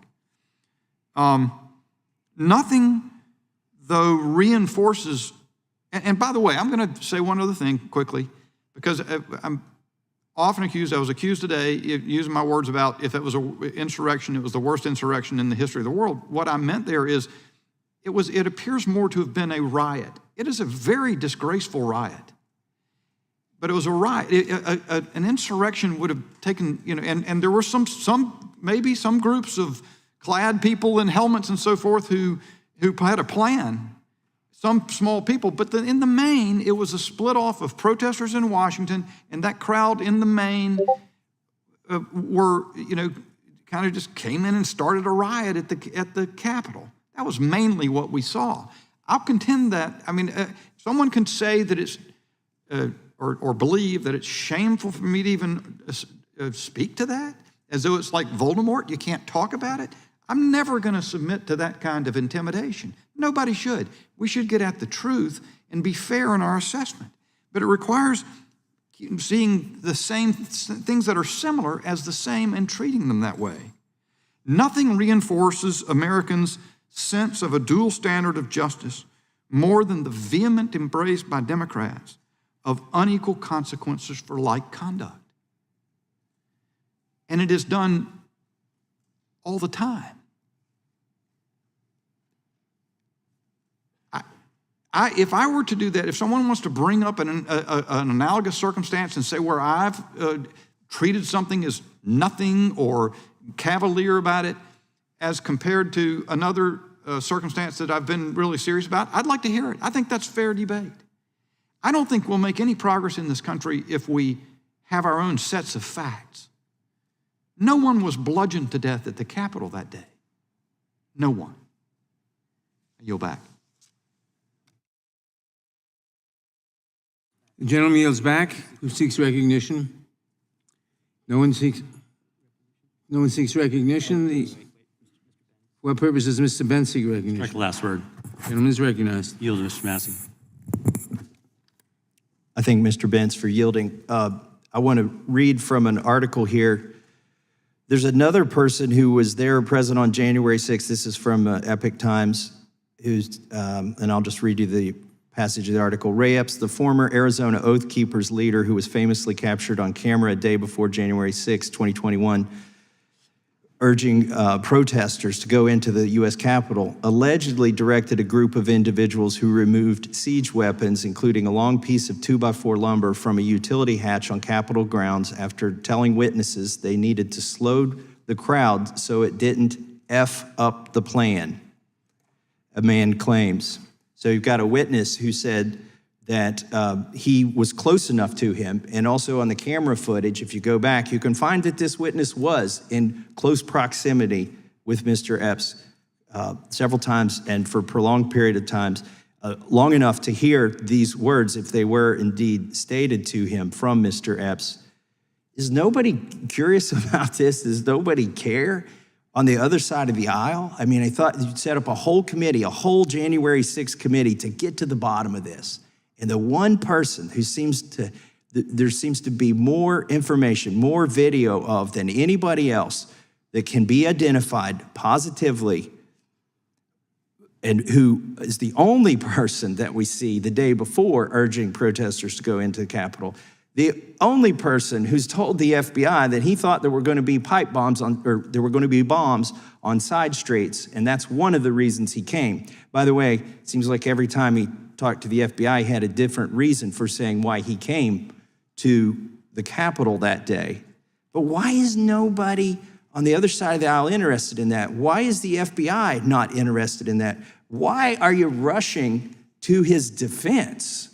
This is the thing I don't understand. President Trump said far less than to go into the Capitol. That's where your problems are. And yeah, peacefully and patriotically, make your voices heard. But this guy said, go into the Capitol. I'm probably going to jail for it. I'm probably going to get arrested for this, for saying this. And he said it the day before.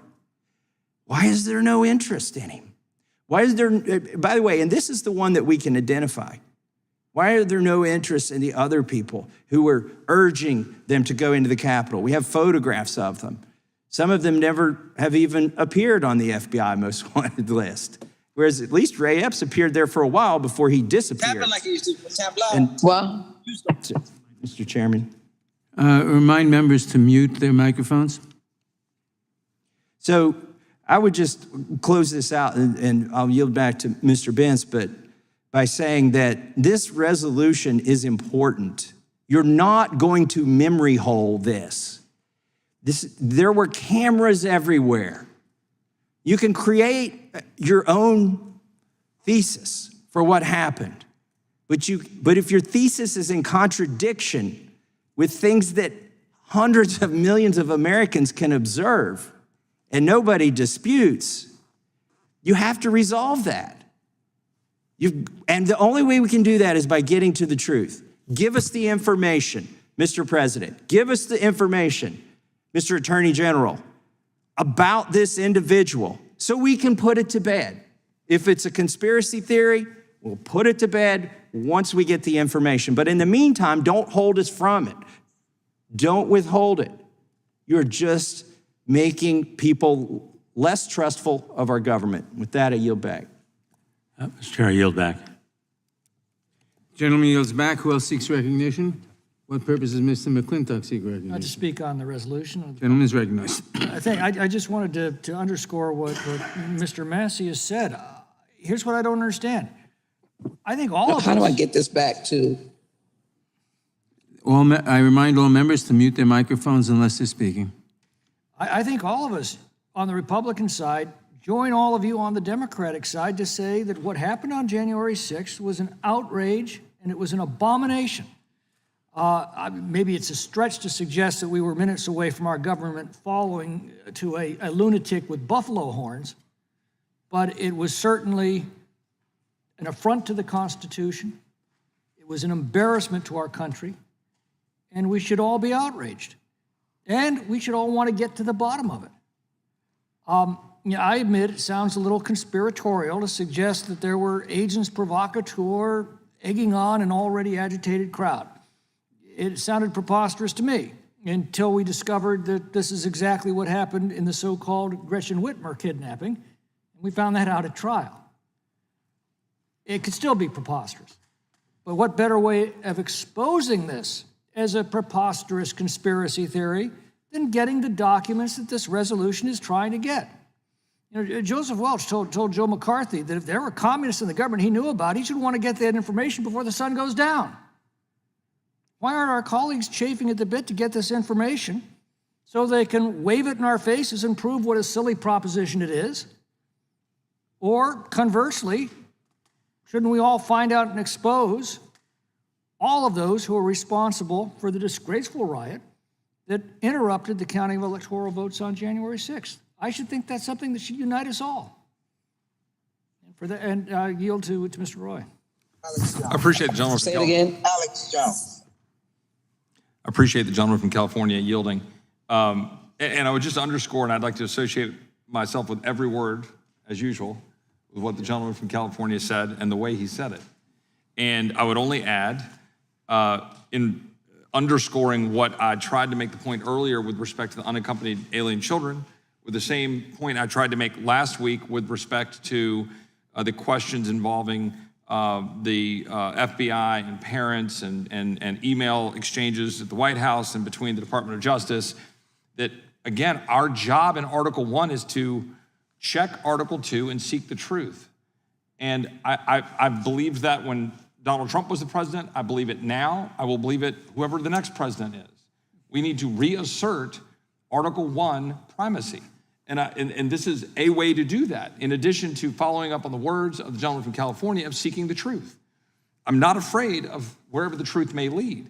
I just simply want to know the truth.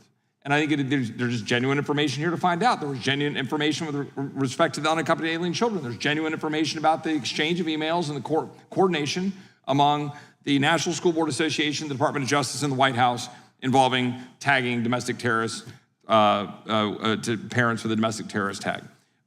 That, I think, is a simple position for us to take, and it's an important one that should be bipartisan. I yield back to the gentleman from California. And I yield back the balance of my time. Gentleman yields back. Does anyone else seek recognition? Yes, Ms. Jackson Lee. For what purpose does the gentlelady from Texas seek recognition? Mr. Chairman, to strike the last word. Gentlelady is recognized. I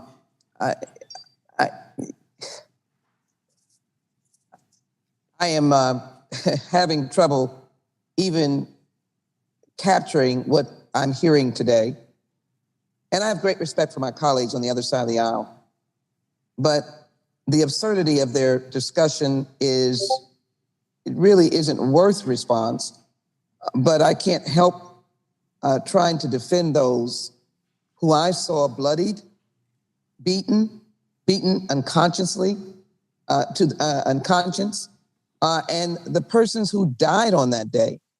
I heard someone use the term hoax. I'm trying to find out what is the hoax that they're trying to suggest. Are they trying to suggest that President Trump did not provoke and aggravate the mob that was down at the White House to mob themselves up to the Capitol? Is he trying to suggest that law enforcement, Capitol Police, and others were not bloodied? That people are not still trying to mend law enforcement officers, even today? That many are suffering from post-traumatic stress disorder? Is he not, or the persons representing these outrageous comments about a hoax of January 1st, January 6th, suggesting that they did not say lynch, hang Vice President Pence, and cared nothing about the safety of him or his family? Are they not suggesting that there's no evidence to suggest that people were after the Speaker of the House and other leaders? Are they to suggest that the January 6th committee has not made its case?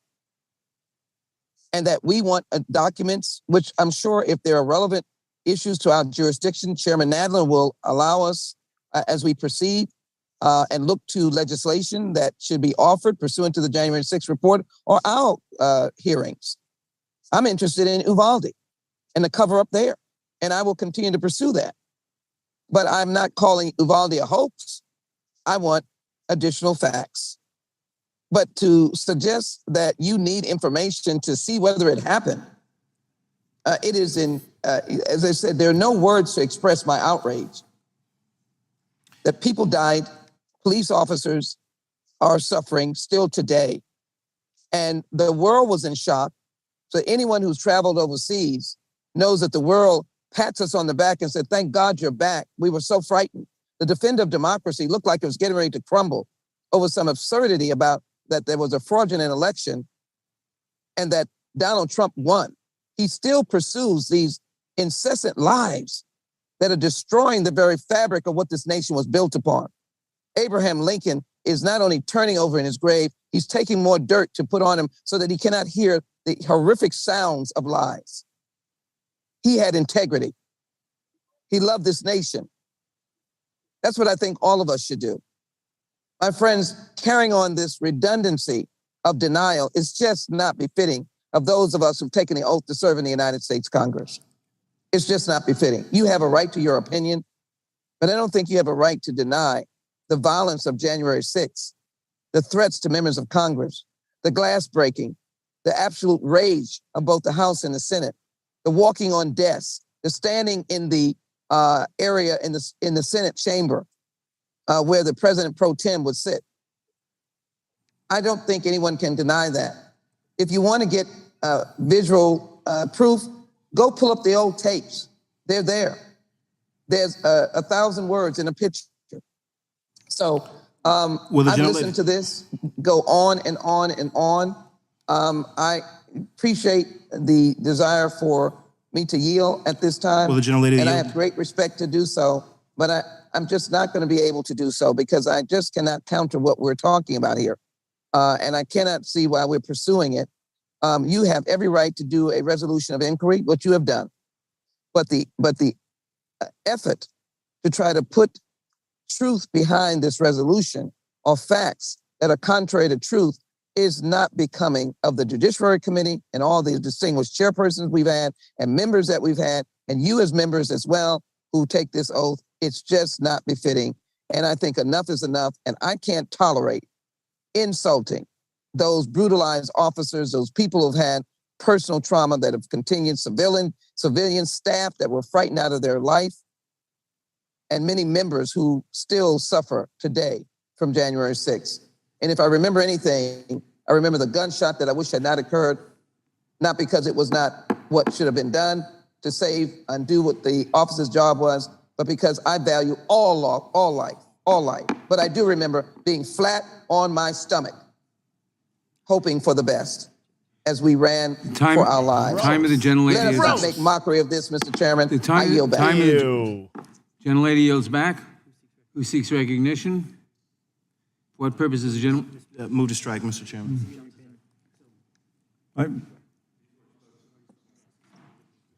Move to strike the last word. For what purpose does the gentleman from Maryland seek recognition? Where is he? I move to strike the last word. Gentleman is recognized.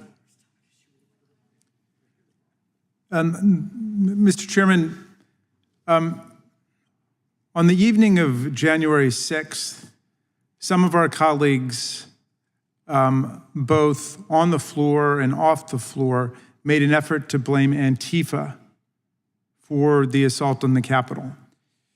And that effort has failed because there's no evidence behind it.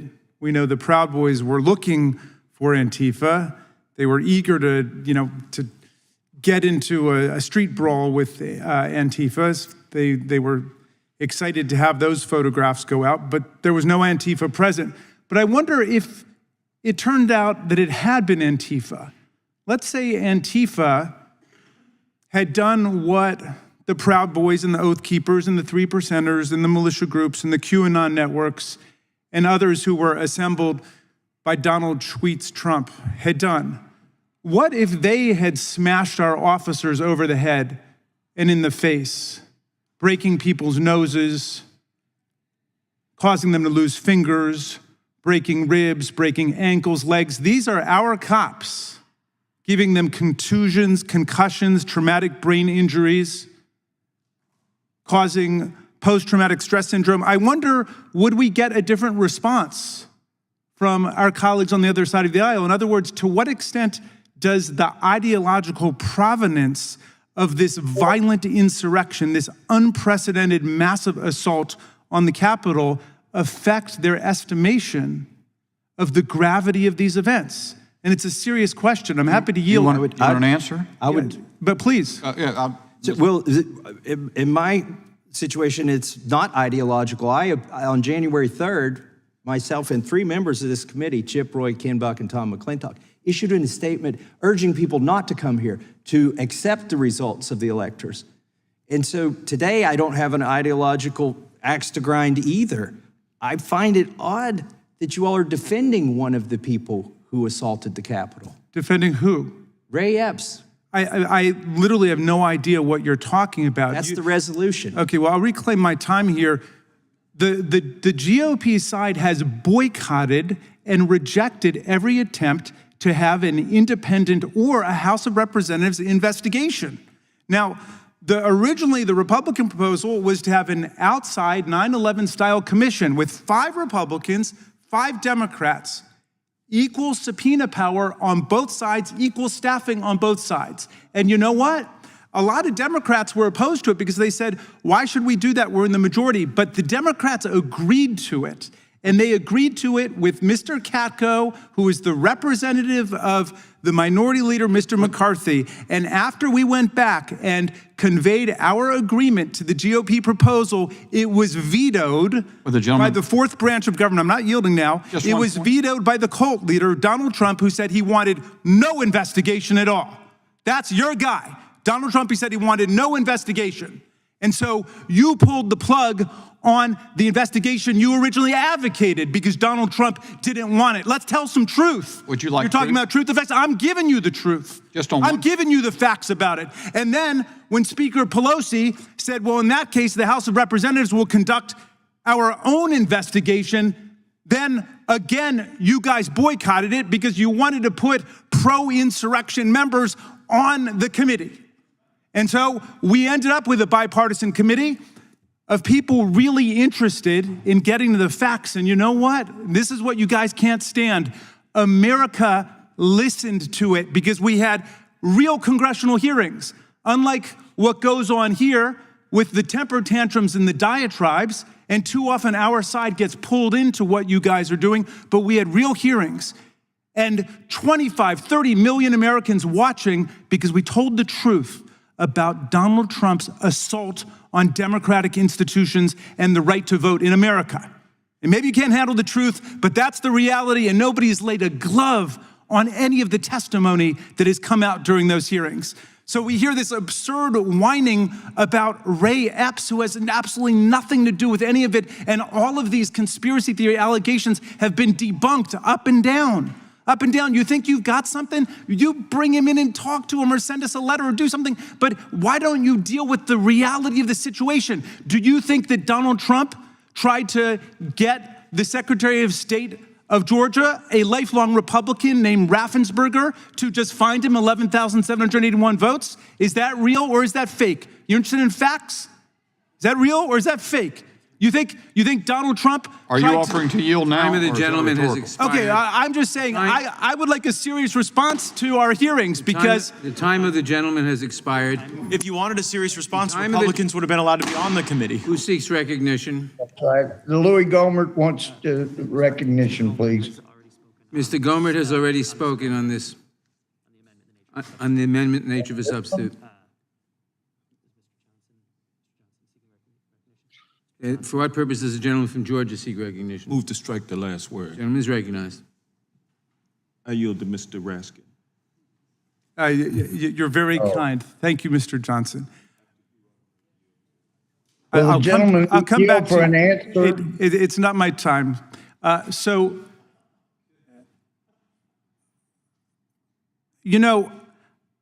I could take more seriously some of the frivolous conspiracy theories afoot in the far reaches of the internet, which somehow crawl into Congress, if at least our colleagues would accept the reality of what the rest of the country has embraced. Donald Trump's big lie is nothing but propaganda and disinformation. And the moment one of them says, you know what, we were wrong about this guy. He's an enemy of our constitutional order. He's a compulsive liar, and he's in it for himself.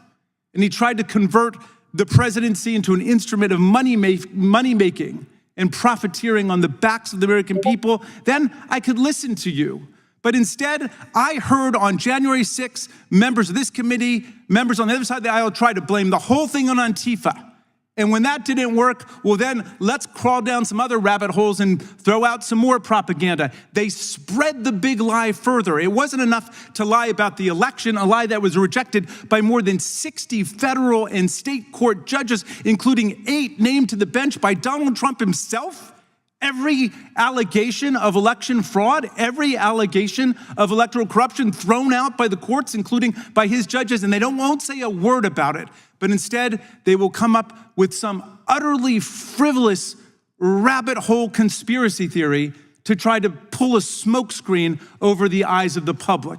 And they think that that's gonna work. Well, we'll see if it's gonna work. You know what that kind of attack on democracy gets you? It gets you an attack on freedom. Because Abraham Lincoln, the founder of the real Republican Party, a Republican Party that was an enemy of slavery, an enemy of racism, an enemy of know-nothingism and immigrant bashing. That's how Abraham Lincoln caught it. But it was Abraham Lincoln who said that democracy is like the beautiful silver platter upon which rests the golden apple of freedom. And today, obviously, democracy is under attack, a violent attack by these forces, and freedom is too. By the Supreme Court, which they packed. And that's what we're fighting, to defend our democracy and our freedom against the autocrats, the kleptocrats, and the bullies and the tyrants and the despots. All of them. I yield back and thank you for the time. Thank you. I yield the balance of my time to Mr. Jones. Thank you, Mr. Johnson. You know, when I heard Representative Jackson Lee, followed by Representative Raskin, talk about the myriad injuries, including numerous deaths resulting from what happened in the insurrection at the Capitol on January 6th, I got a little nervous. The reason I got nervous is because when I started talking about the injuries earlier, my Republican colleagues erupted in unison. They tried to take down my words. They said I was, and in fact, I think they accused Representative Dean of doing the same thing, of being not generous enough in terms of the words that we used. We devolved into a conversation about whether it was the physical contact with Officer Sicknick that caused him death, or whether it was more proximately caused by the heart attack that he suffered as a result of that physical contact. And it just speaks to a larger problem. And that is the beholdenness that Republicans in this Congress feel to Donald Trump. They will do and say everything to stay in his good graces, even to the point of dismissing the tragedy, the horrifying existential crisis that January 6th represents. Mr. Roy had the nerve to talk about Article 1 of the Constitution. As a member of Congress, along with the rest of you, I too want to vigorously assert Congress's Article 1 powers. You know what the most powerful thing to do is under Article 1?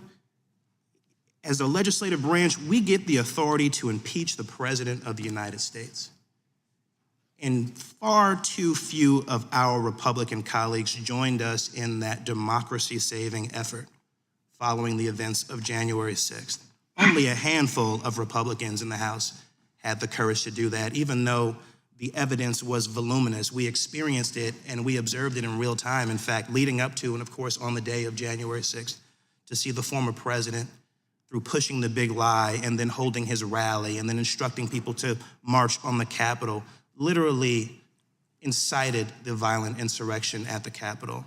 And you did not join us in exercising our power under the Constitution to make sure that something like that never happened again. I yield back. Gentleman yields back. Who seeks recognition? Could I? Yes, Owens, Burgess Owens.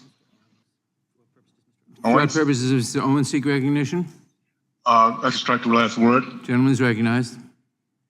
Would like to yield my time to Mr. Roy, if he's still there. Mr. Roy's not here, but Mr. Massey would take some time. All right, well, all right, Mr. Massey, please take the time. Thank you. And if he has time, I would ask the gentleman to yield. I thank the gentleman from Utah. I wonder if the other side thinks it's a conspiracy or a rabbit hole that at least half a dozen FBI informants were involved in the kidnapping plot of Governor Whitmer. I don't think it is, because that's been shown in court. And I just find it amazing. They're talking about lies, but we're not here to make statements today. We are here to ask questions. We want to disprove or prove. I prefer to disprove that Ray Epps' his involvement is deeper than what we see, but what we see is troubling, and I find that the other side is defending it. Like, the gentleman on the other side said he didn't know what I was talking about when I said they're trying to exonerate Ray Epps. Will the gentleman yield? No, I will not. It baffles me. Here's a man who you say assaulted democracy, and you have the other side has no curiosity whatsoever. And if you want to disprove a conspiracy theory, as one of my colleagues already said, the best way to do it is release the truth. Every time the Attorney General has been asked, every time the FBI has been asked, they hide behind their policy. But their policy does not trump Congress. We created the FBI, we created the DOJ. They are creations of Congress, and we fund them every year. They don't have the option of not answering us, yet that is what they're trying to do every time they come here. It is their refusal to answer these questions. It is their attempts to target parents at school board meetings. It is their involvement in the FBI, I almost called it FBI kidnapping plot, well, it pretty much was, in the kidnapping plot in Michigan that created this question that we have to answer here today. So I don't know, don't call them lies, they're questions. We're asking questions of the president and the attorney general. Give us the information that's in your possession. Don't keep showing up to these committees in the House and the committees in the Senate and saying our policy doesn't allow you to answer this question. I thought this was the question of our time. What led to this day, to January 6th? With that, I would yield back to Mr. Owens or to Mr. Gohmert. Mr. Gohmert, please. Yield to Mr. Gohmert. Yeah, thanks so much, Burgess. We were asked earlier about, how would you react if that had been Antifa out there hitting? Look, I've been very consistent. I was as a lawyer, as a judge, as a chief justice. I got no tolerance for anybody that would attack a law enforcement. I wish the Democrats felt the same way, and we would have brought more people to justice as they were attacking law officers and doing damage, burning down federal and other buildings. But those people go free, which lends itself to the concern of so many Americans now about a double standard in justice. With regard to election fraud, we heard that was totally debunked. We've heard that for 2.5 years. Well, at least a couple of years. But the truth is, those cases that we were referred to as totally debunking them, you had judge after judge that did not allow an evidentiary hearing. And so the judges threw the cases out. They refused to take them up. And that is very important that courts take up cases, give evidentiary hearings, because those are the institutions that are set up to resolve our disputes amicably and civilly. And that is the bastion where we've got to resolve things civilly, as well as in the legislature. And so that's not true that they've been debunked. And in fact, anybody, I'm sure we don't have many that have been involved in extremely complex litigation, but to have to come forward and prove a case within 2 months, that's pretty tough. I have other things, but my time's expired. Thank you, Mr. Owens. Time of the gentleman has expired. The gentleman yields back.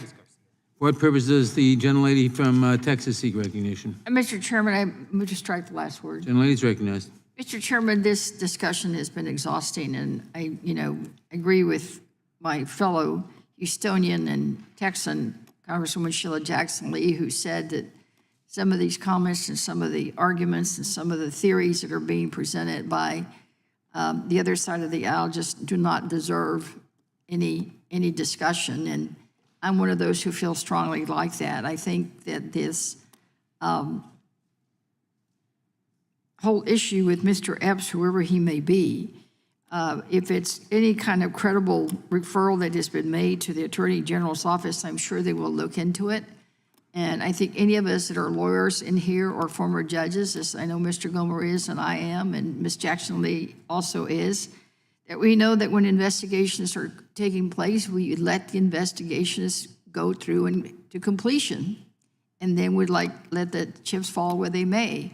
And I'm one of those who subscribes to that. I believe in our justice system. That's what it's all about in our Constitution. With that, Mr. Chairman, I yield the remainder of my time to my colleague and friend, Mr. Raskin. Thank you so much, Ms. Garcia. You're very kind.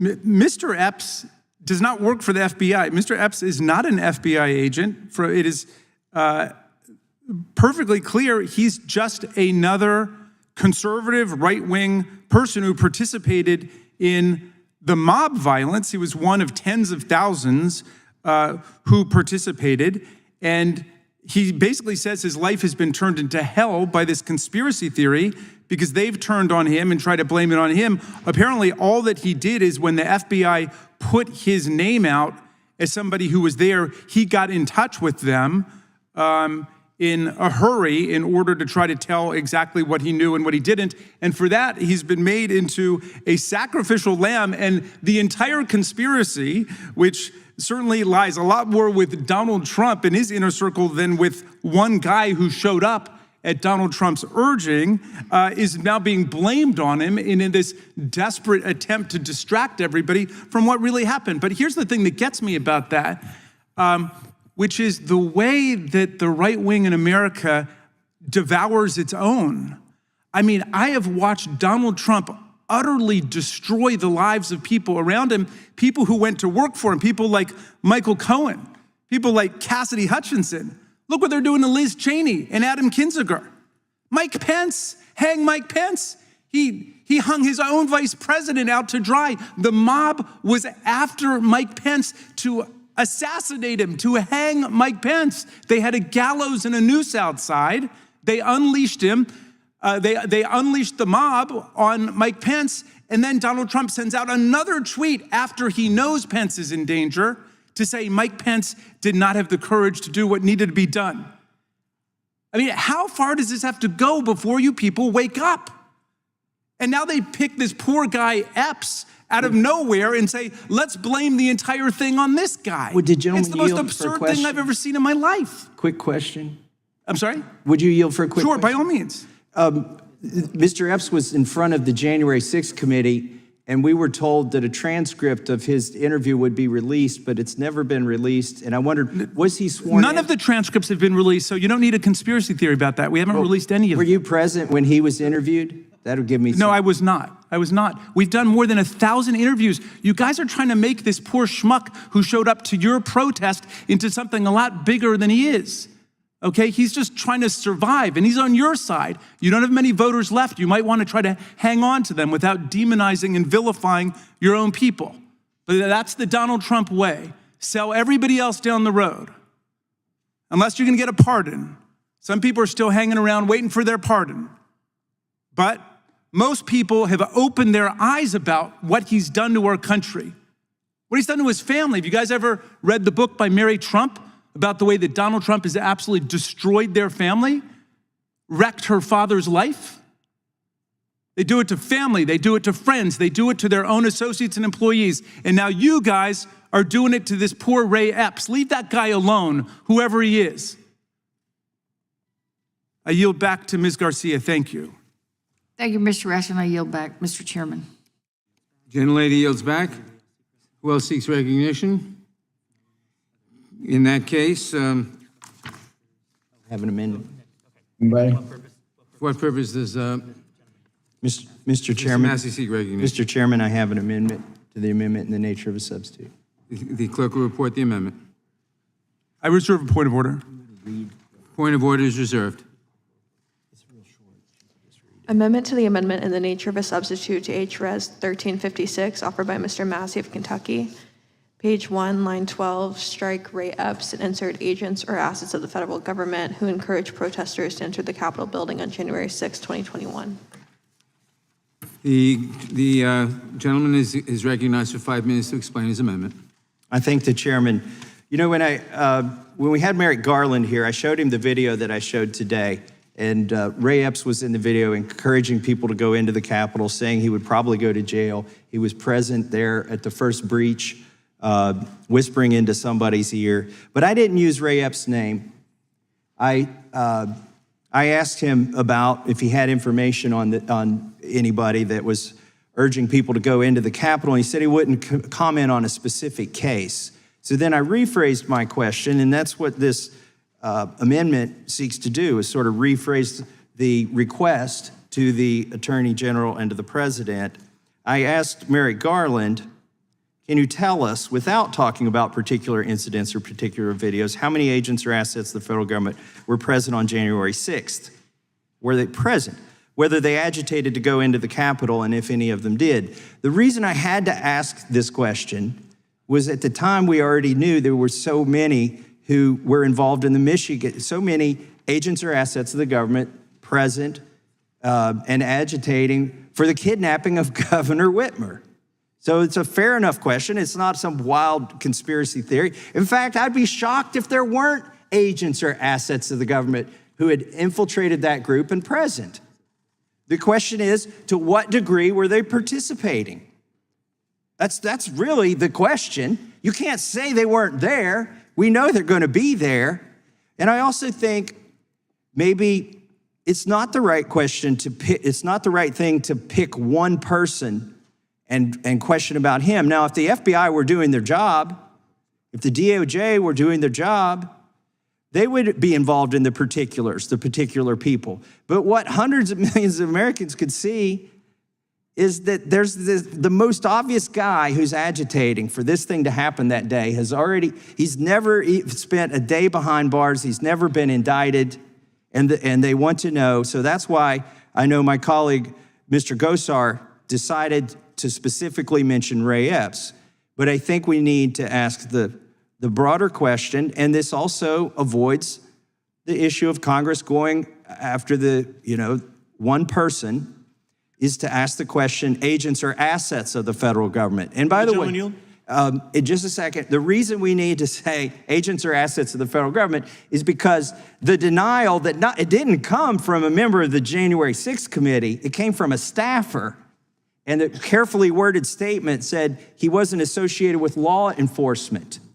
Okay, law enforcement is not the only aspect of the executive branch.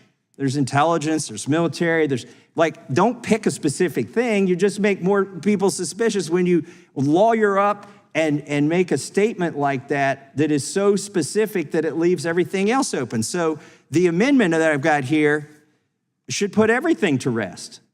And I'll yield to my colleague from Florida. I suspect that this amendment will be rejected on procedural grounds, but it shouldn't be because it is highly responsive to a good point made by Mr. Raskin. Mr. Raskin made the point that whatever your view of January 6th, the idea of localizing the entire thing on Ray Epps would seemingly be unfair. And what we saw in the Michigan case is that you saw a dozen federal assets and agents involved in just one small matter. And so I think that the amendment is well-founded to ensure that we are responsive to the Raskin concern that is a legitimate one. And, one thing you kind of notice is that, feds are like cockroaches. You see one outside the walls, there's probably 10 behind the walls that you don't see. And in this particular case, we deserve the truth, the answers about what the federal government's involvement was, as Mr. Massey has correctly chronicled throughout this debate. When the Department of Justice has been given the opportunity to say that nobody associated with the federal government, prompted by the federal government, encouraged by the federal government, working for the federal government, increased the criminal acuity of January 6th, they have demurred in doing so.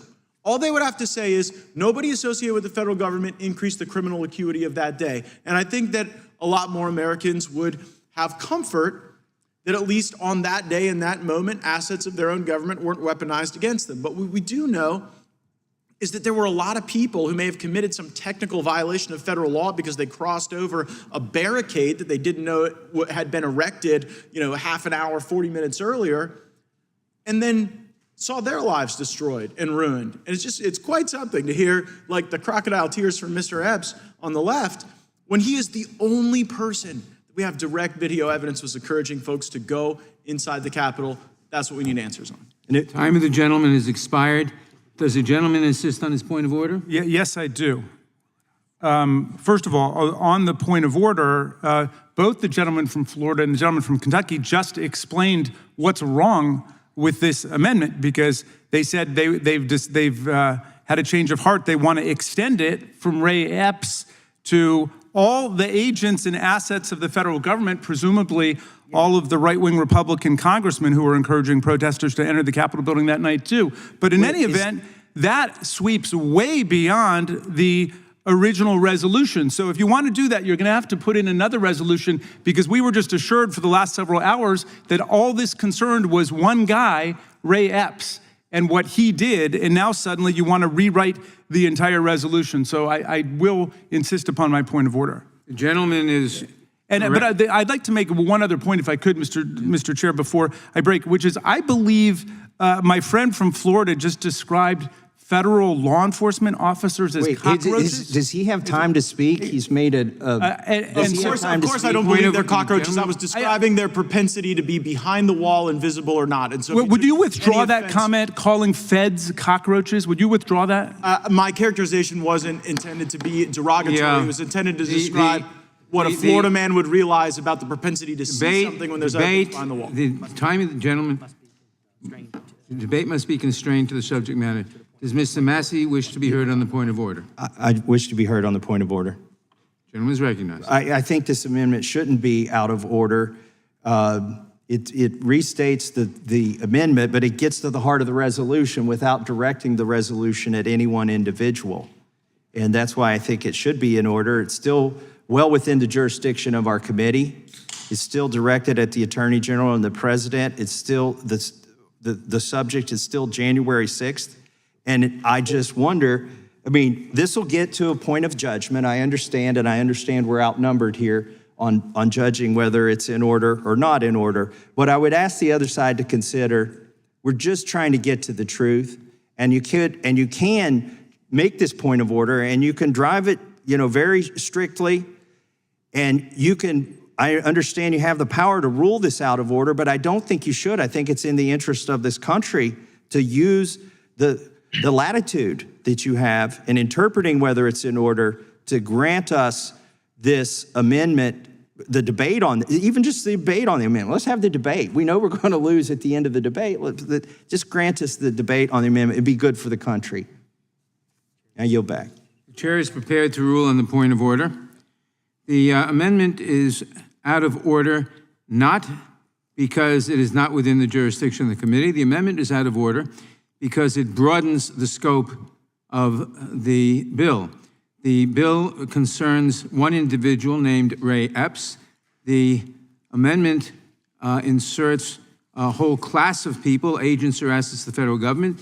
It is therefore broader than a bill limited to Ray Epps, and therefore the amendment is out of order. Who seeks recognition? If no one seeks recognition, the question occurs on the amendment in the nature of a substitute. This will be followed immediately by a vote on reporting the resolution. All those in favor of the amendment in the nature of a substitute will say aye. Aye. Opposed, no. No. Opinion of the chair, the ayes have it. The amendment in the nature of a substitute is agreed to. Reporting quorum being present. The question is on the motion to report the resolution HRES 1356 as amended unfavorably to the House. Those in favor respond by saying aye. Aye. Those opposed, no. No. No. The ayes have it. No. Recorded vote. A recorded vote is requested. The clerk will call the roll. Mr. Nadler. Aye. Mr. Nadler votes aye. Ms. Lofgren.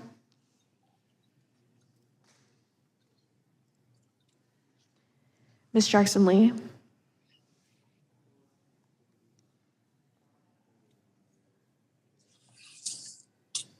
Ms. Jackson Lee. Mr. Cohen. Mr. Cohen votes aye. Mr. Johnson of Georgia. Aye. Mr. Johnson of Georgia votes aye. Mr. Deutsch. We are now voting on final. Ms. Bass.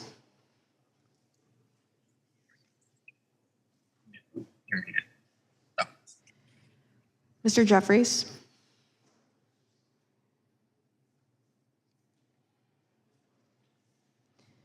Mr. Cicilline.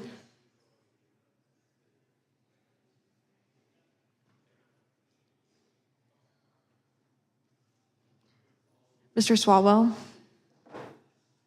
Aye. Mr. Swalwell votes aye. Mr. Liu.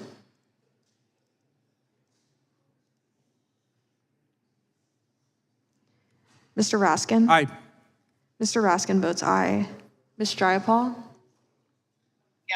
Aye. Ms. Jayapal votes aye. Ms. Demmings. Aye. Ms. Demmings votes aye. Mr. Correa.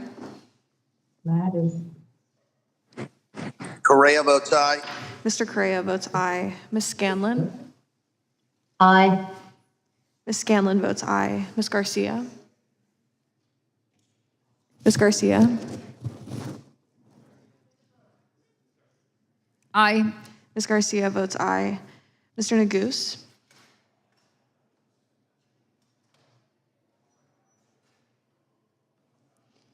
Ms. McBath.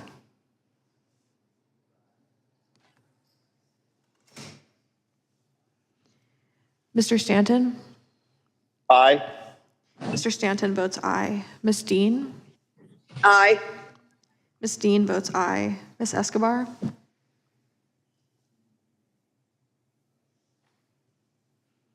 Mr. Jones. Mr. Jones votes aye. Ms. Ross. Ross votes aye. Ms. Ross votes aye. Ms. Bush. Bush votes aye. Ms. Bush votes aye. Mr. Jordan. Mr. Jordan votes no. Mr. Shabbat. No. Mr. Shabbat votes no. Mr. Gomert. Mr. Issa. No. Mr. Issa votes no. Mr. Buck. No. Mr. Buck votes no. Mr. Gates? Mr. Gates votes no. Mr. Johnson of Louisiana? No. Mr. Johnson of Louisiana votes no. Mr. Biggs? Mr. McClintock? Mr. McClintock votes no. Mr. Stubbe?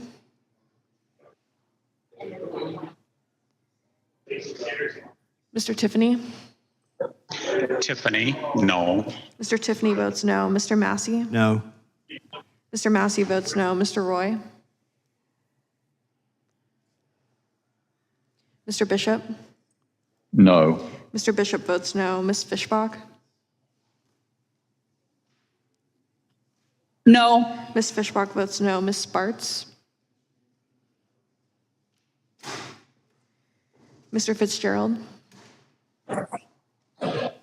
Mr. Fitzgerald? No. Mr. Fitzgerald votes no. Mr. Benz? Votes no. Mr. Benz votes no. Mr. Owens?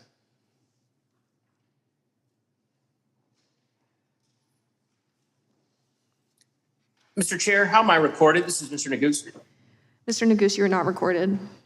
Nagoose votes yes. Mr. Nagoose votes yes. How am I recorded? This is Bass. Ms. Bass, you are not recorded. Bass votes aye. Ms. Bass votes aye. Madam Clerk, Cicilline votes no.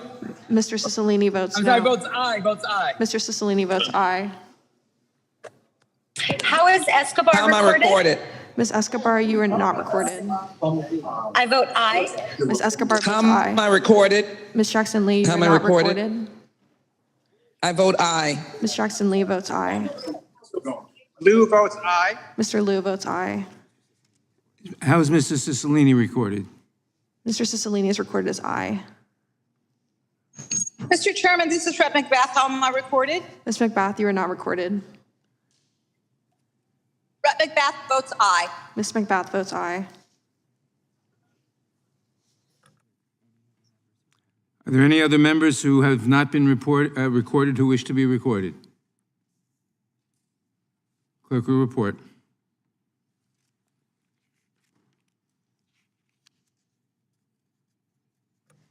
Mr. Chairman, there are 22 ayes and 13 noes.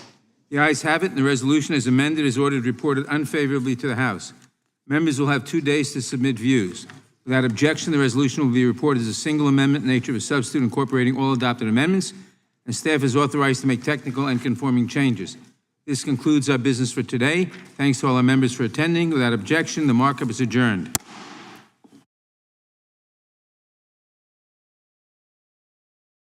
Oh boy. Oh boy. The sun is going down now, in case you didn't know. I can't believe how many of you guys are here watching. I applaud you for your perseverance. Ugh.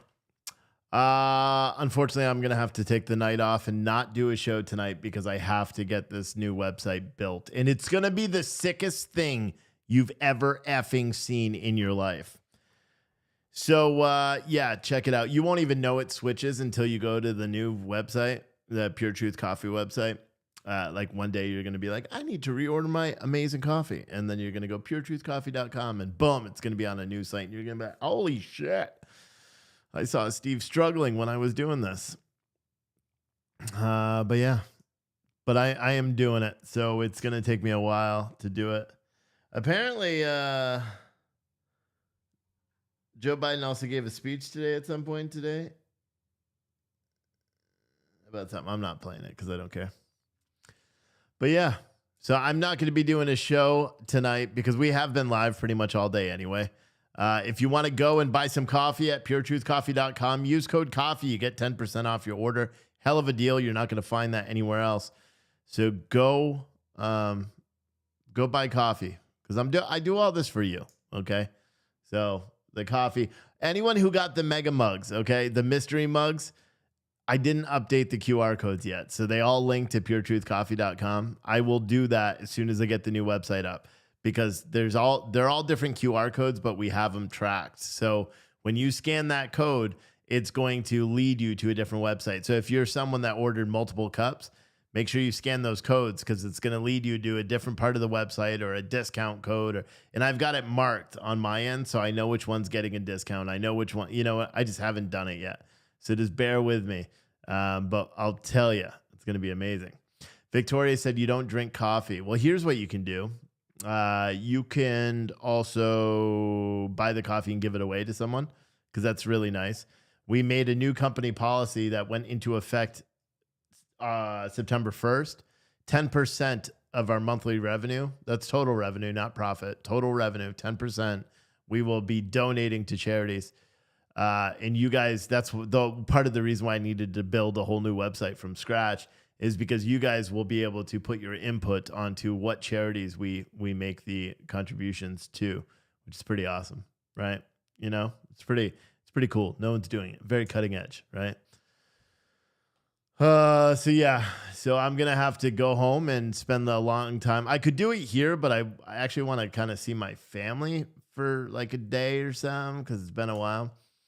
And yeah, kind of miss him a little bit. Don't tell him that, but yeah, kind of miss him a little bit, and I would like to see him. And I don't know why. Like I download this theme that I gotta fix. The theme doesn't look the same way that it did before. Going into it doesn't look the same. You know what I'm saying? It's very annoying. Like where the fuck is the logo? The logos are so small, and when I try to update the logo size, it doesn't let me do it. It's like, no, you get a small logo. But I don't want a small logo. I'm supposed to have a big logo. You know what I'm saying? I know you guys don't care.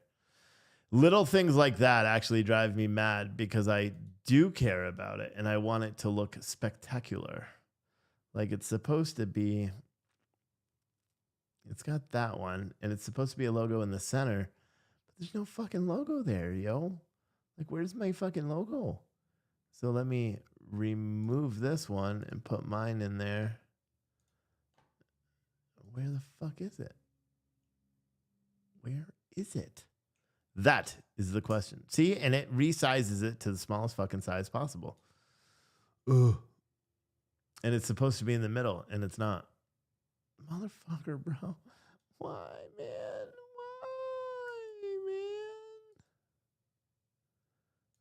I'll figure it out eventually. That's what happens when you stare at a computer for the entirety of the day. You just get a little goofy. Let me see. So now it says site logo, but it's not showing the logo. I kind of like this one better. There's going to be a tracking link too on it. It's going to get a little confusing, but whatever. Anywho, thank you everyone for watching. I am going to go home and work on this website. It's going to be dope. It's going to be dope. And yeah, which this is this monitor. I got a water bottle on my desk. I think I need to restart this computer. It's fine for you to add more. Walk away for a few minutes, then you'll figure it out. Yeah, I know. That's why I'm going to go home. But the only problem is I don't have a big monitor at home. I only have my small little computer. And it's difficult.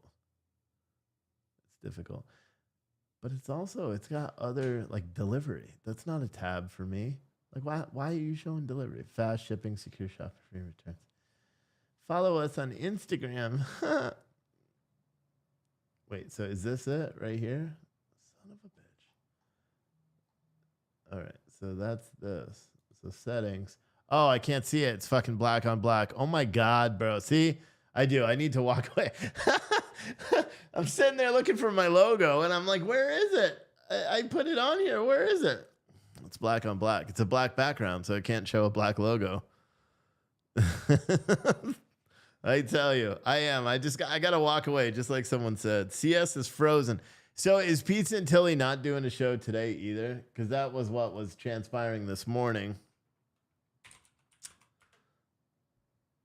TVU. I don't have it open. I thought I did. TVU. TV. Steve, you're a mess. No, not a mess. I'm exhausted. Someone said use an HDMI cord and use your TV as a monitor. Hell no. You know what I'm excited about? Oh. Never mind. I know why it's frozen. Because I forgot to turn Santilli on. Is he on the radio?